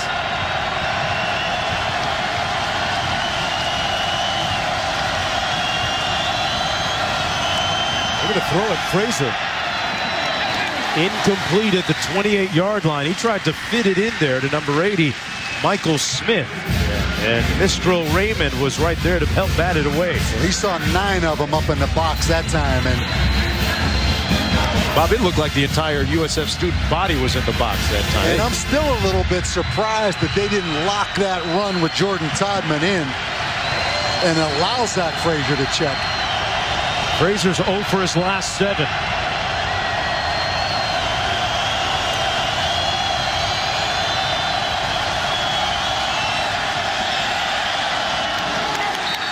Both he and his receiver slipping. And Coach Edsall caught it, but it won't count when it goes to a guy not in uniform. Yeah, you said it. Zach Frazier's plant foot slipped, and then the receiver slipped. And USF's defense, who's given them a chance all year in every game, gives them a chance again. Now, Cole Wagner has been my MVP so far, the freshman punter. Let's see if he can continue it. Connecticut's had a couple of consecutive 3-and-outs on the last 2 drives. Wagner's punt a little bit wobbly, but gets a very gracious bounce. And it's whistled dead at the 21. Boy, Connecticut's kick coverage and their punter, if they go on and win this game, that's my MVP. Punter and kick coverage has been outstanding tonight. 52-yard punt that time by Wagner.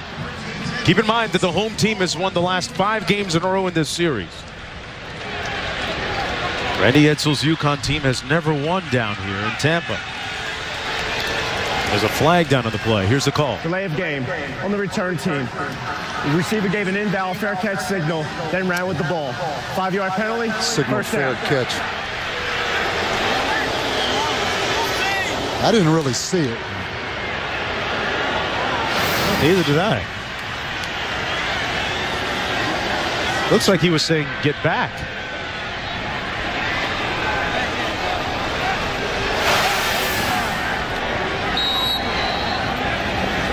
Boy, that looked like Holtz was saying the same thing, that he's just saying back away. Yeah, any movement with that hand is considered a fair catch. Even though right there he was telling his own players to get away from that ball. There's Blanchard. Nice hole up the middle for Mo Blanchard.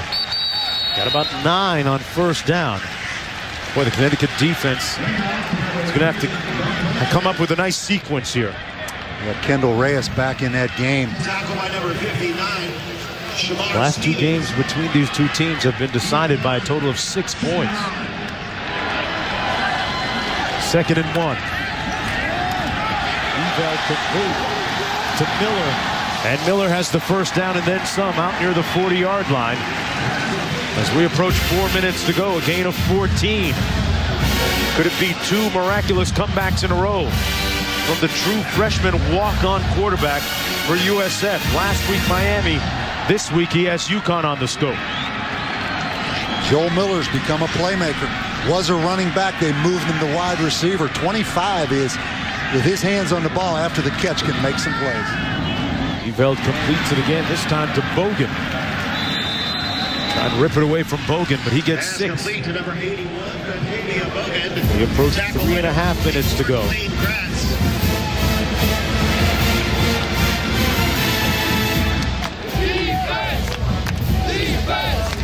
From the 45, it'll be 2nd down and about 4 to go.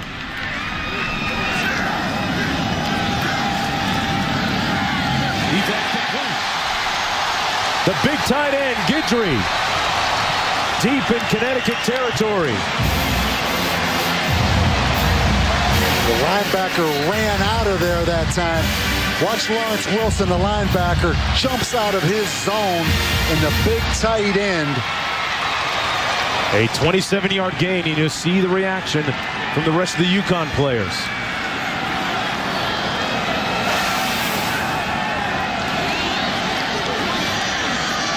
Eveld complete to Blanchard.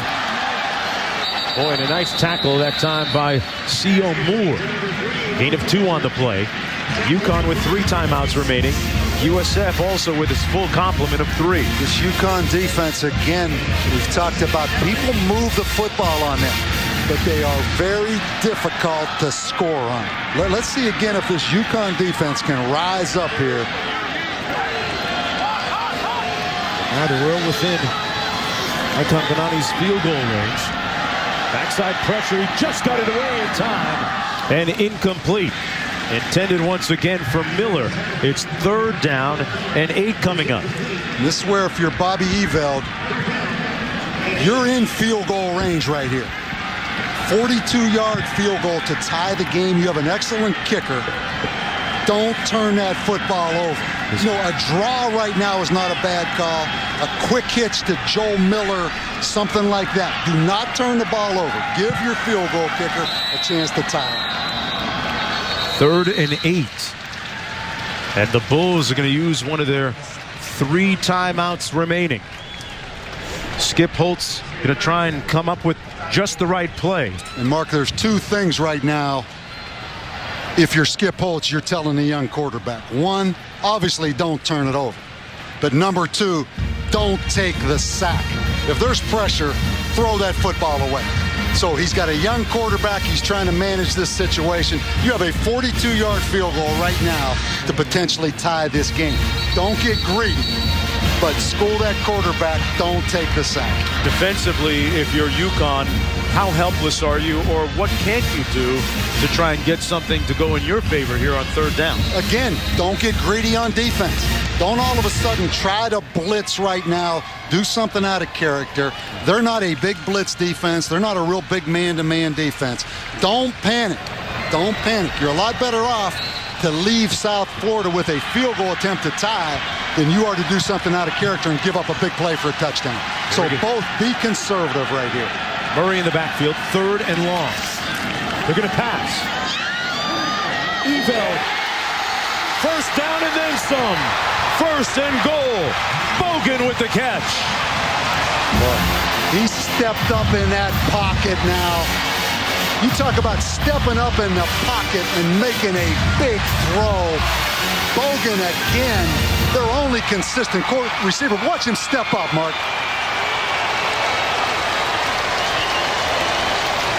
And the great square and route. Again, no depth by the linebackers on those drops. There was a big window between the linebacker and the safety. First down and goal to go. Plancher dotting the I. Plancher chopped down right near the line of scrimmage by Kendall Reyes, a key playmaker up front. Right now, if you're UConn, call timeout immediately.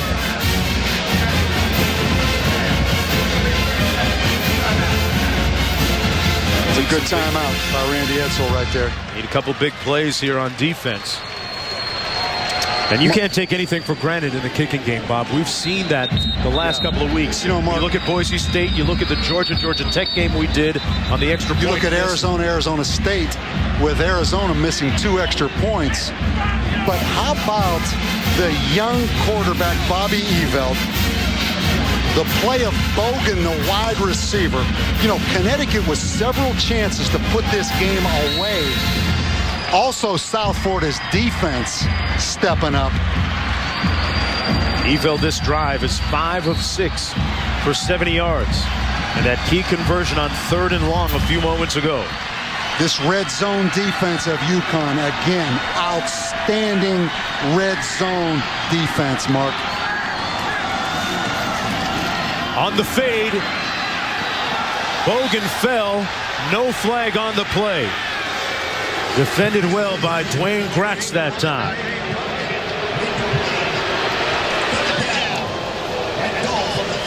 It's going to be 3rd down and goal to go now from the 5-yard line. Another defining play, potential a program-defining play for the Huskies, who have a BCS bid on the line tonight. Well, they've played really good red zone defense. This may be the biggest red zone defense in the history of this program right here. Eveld goes right back to Bogan. Out of bounds, incomplete, which brings about 4th down as the field goal unit comes on, and that is a huge win by the Husky defense. Eveld went right back to the same play, Bob. Again, just the fade, trying to get it to your best player. And Mark, you said it. These field goal kicking, extra point kicking situations late in the game in this college football season are no gimme right here. Benani now from 22 yards out. He's connected from 42 and 38. This is for the tie. Leaving no doubt. Tied at 16. Did we say in the open that these two teams and these two programs, I think you did, were identical? They are identical. That's one of the same guys that was chanting BCS just a few moments ago, perhaps prematurely. But Randy Edsall's team now with 1:16 to go, 2 timeouts remaining, and good work on special teams throughout the course of the year. And I'll say this, I don't mean to cut you off. Connecticut has the #1 kickoff return man in the country. Also, Dave Taggart, their field goal kicker, Mark, he can make the clutch kick now. 27-yard field goal over West Virginia, 42-yard field goal, final play of the game last year against South Florida. Taggart is an excellent kicker if Nick Williams or Fry right here can get them with any kind of field position. 1:16 to go.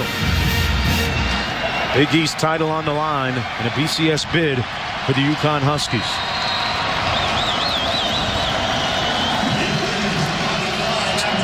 Years ago, this was a 4-point victory for USF. Last year, a 2-point victory for the Huskies. And this is Robbie Fry on the return.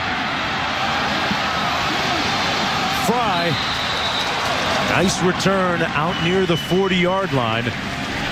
Well, can Jordan Todman find redemption in this final series? This was the fumble that opened up the door for the Bulls. That led to a score and got them right back in this game in a hurry. Zach Frazier time, though. You think of the journey Zach Frazier's been on. Jordan Todman not in the game. Zach Frazier starts out at Notre Dame, ends up at Connecticut. Can he lead this team to a BCS bowl?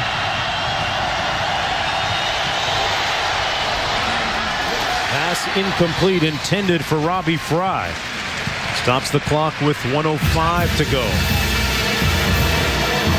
The South Florida defense has been outstanding all season, but particularly late in this football game. Plenty of time right here for UConn. This team's won 4 games in a row coming into this one tonight. Frazier is 0 for his last 9.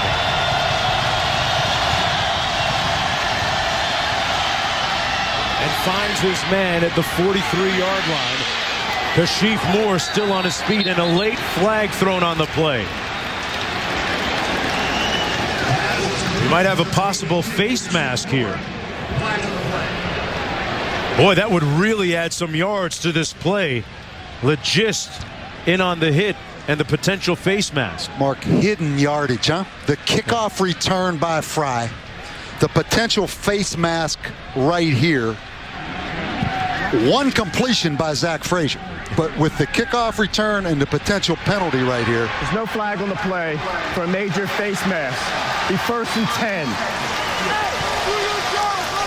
Let's take a look right here at what the officials were looking at when they threw that flag. That's close, but I think that's a good no call right there. Because the referee, the official that threw it was actually behind it. Somebody came in and waved him off. That's good coordination between those officials. 16-yard gain, though. 1st and 10. 2 timeouts remaining for the Huskies. And the pass complete at the 35, a 7-yard gain to Michael Smith. Yeah, no reason to waste one of those timeouts right here if you're Connecticut. Teggart, a clutch place kicker. He's made kicks tonight from 40, 22, and 50 earlier. Frazier got back to the line of scrimmage at the 30-yard line. And Randy Edsall will use one of those timeouts for the Huskies. It has been a tumultuous season for Frazier and the quarterback carousel at UConn. Well, it's really been a tumultuous career. You know, the guy's from Pennsylvania who is an elite 11 quarterback. He goes to Notre Dame. Sat out 07 on a transfer, head injury 08.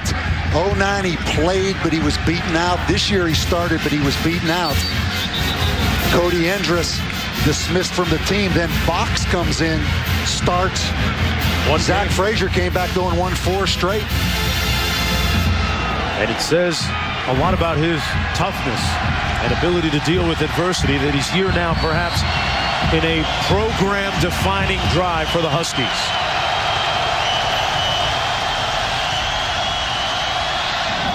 Incomplete and almost picked off by Raymond. Boy, he had 6 going back the other way. And it's 4th and 3 now.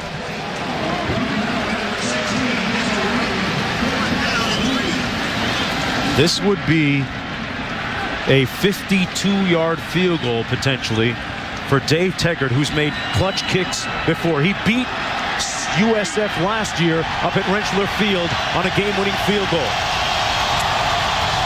He had a game winner last year as well. This potentially for a BCS bid. They're going to ice him. South Florida's going to try to ice him. Kicking game, though. The kickoff return put them in a position. Dave Teggart has a chance right here to win it. Can you really put somebody on ice in 65-degree weather in Tampa, Florida? Well, how much money? I hate to bring up money, but how much money is riding on this kick right here for the University of Connecticut? Well, you know what? You think about what Boise State has been through and Kyle Brotzman and the 2 missed field goal attempts there.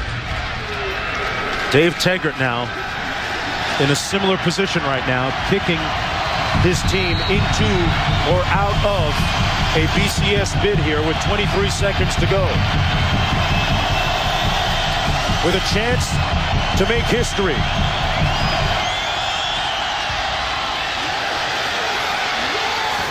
He got it! Dave Taggart nails it from 52. Clutch City.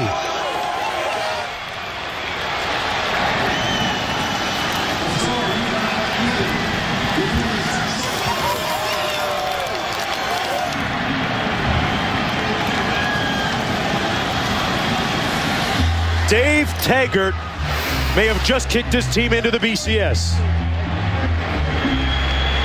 I have to go back again. The kickoff return by Fry, setting up the place kick by Taggart. And Mark, what about the punter tonight, Cole Wagner, the freshman with field position? UConn now has to kick the football off to Lindsey Lamar, who's an excellent return man as well.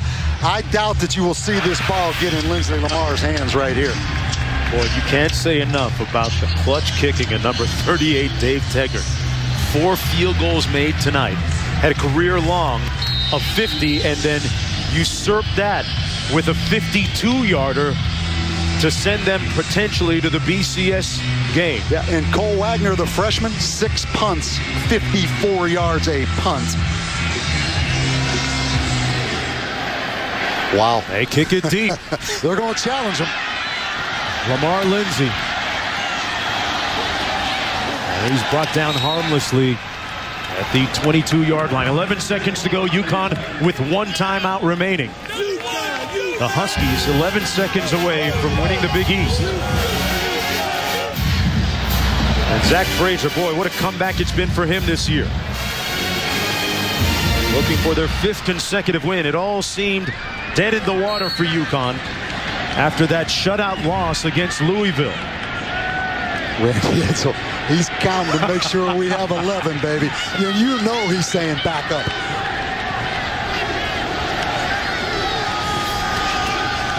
Evel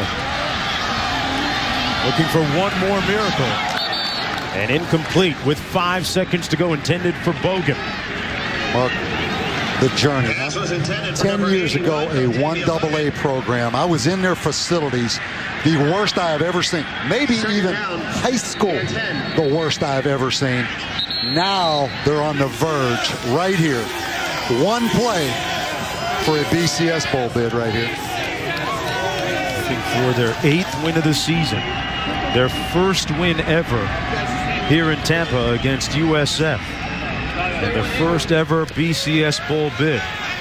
Mark, they may go to a BCS bowl tonight winning a game.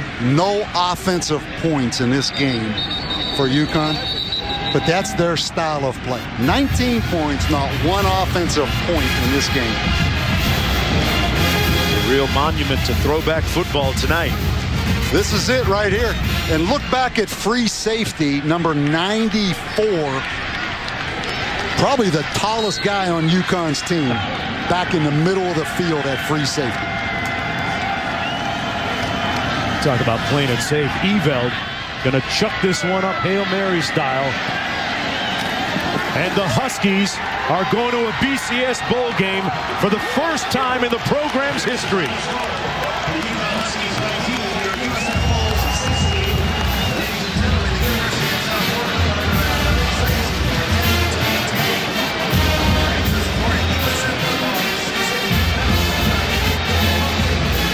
A decade ago, it was just a dream for them to make it this far. But now it's a reality, and Randy Edsel has made it happen. And they don't need to apologize to anybody about going to a BCS bowl game. They earned every bit of it. They were 0-2 in the Big East, 3-4 overall. And it all started with that fumble by West Virginia on the 1-yard line. And Quinn is downstairs with Coach Edsel. Coach, congratulations. 17 seconds to go. You send Dave Taggart out for a 52-yarder. How do you best describe your emotions? Got to win the game. You know, I said we got to win the game. He's demonstrated in practice he could go up to about 60 yards. And we came here to win, you know, and you had to take the shot at it. And just a typical UConn game. Yeah, why? In what way? We find a way to win, which is what we've done we play 60 minutes, do it with defense, You know, enough in the running game, opportunistic on defense. Offense, we did enough. And you know what? I'm just so proud of these kids and these coaches. I mean, 7 years in this, and we're going to a BCS game. It don't get any better than that. Yeah, what does that mean? How do you put that in perspective, what you've been able to accomplish? You know what? It's really hard to say right now, but I don't think people realize what we've been able to do in a short period of time. And it just, again, goes to the character and the quality of these kids and the quality of this coaching staff. And I'm just so proud for all the people in the state of Connecticut and all of our fans. Coach, congratulations. Appreciate it very much. Back up in the Nutmeg State, Bob, in Connecticut, they got to feel really great about how far this program has come. How does UConn against Oklahoma or Nebraska in the Fiesta Bowl sound? 10 years ago, if you'd have said that to somebody, would they have believed that? They might have thought it was a good basketball game. Not anymore. Football has arrived in a big way in Storrs, Connecticut. Zach Frazier, the quarterback, the guy that's led them to the 5 consecutive wins with anxious moments, not even looking, waiting, nervously anticipating the final verdict, and then exhaling when it's all said and done. A look of disbelief, and then finally some exultation written across his face. And for Coach Edsall, the Gatorade bath, which feels especially good in these balmy climes here in Tampa. Their first win ever here in Tampa against USF.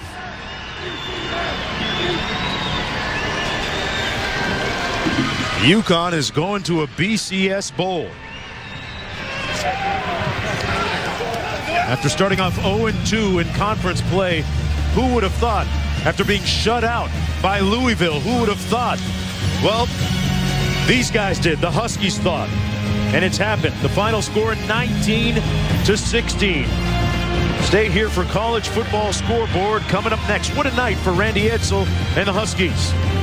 This has been a presentation of ESPN, the worldwide leader in sports. You gotta love this part of college football. For Bob Davie and our entire production crew, I'm Mark Jones saying so long from Tampa, and thanks for watching.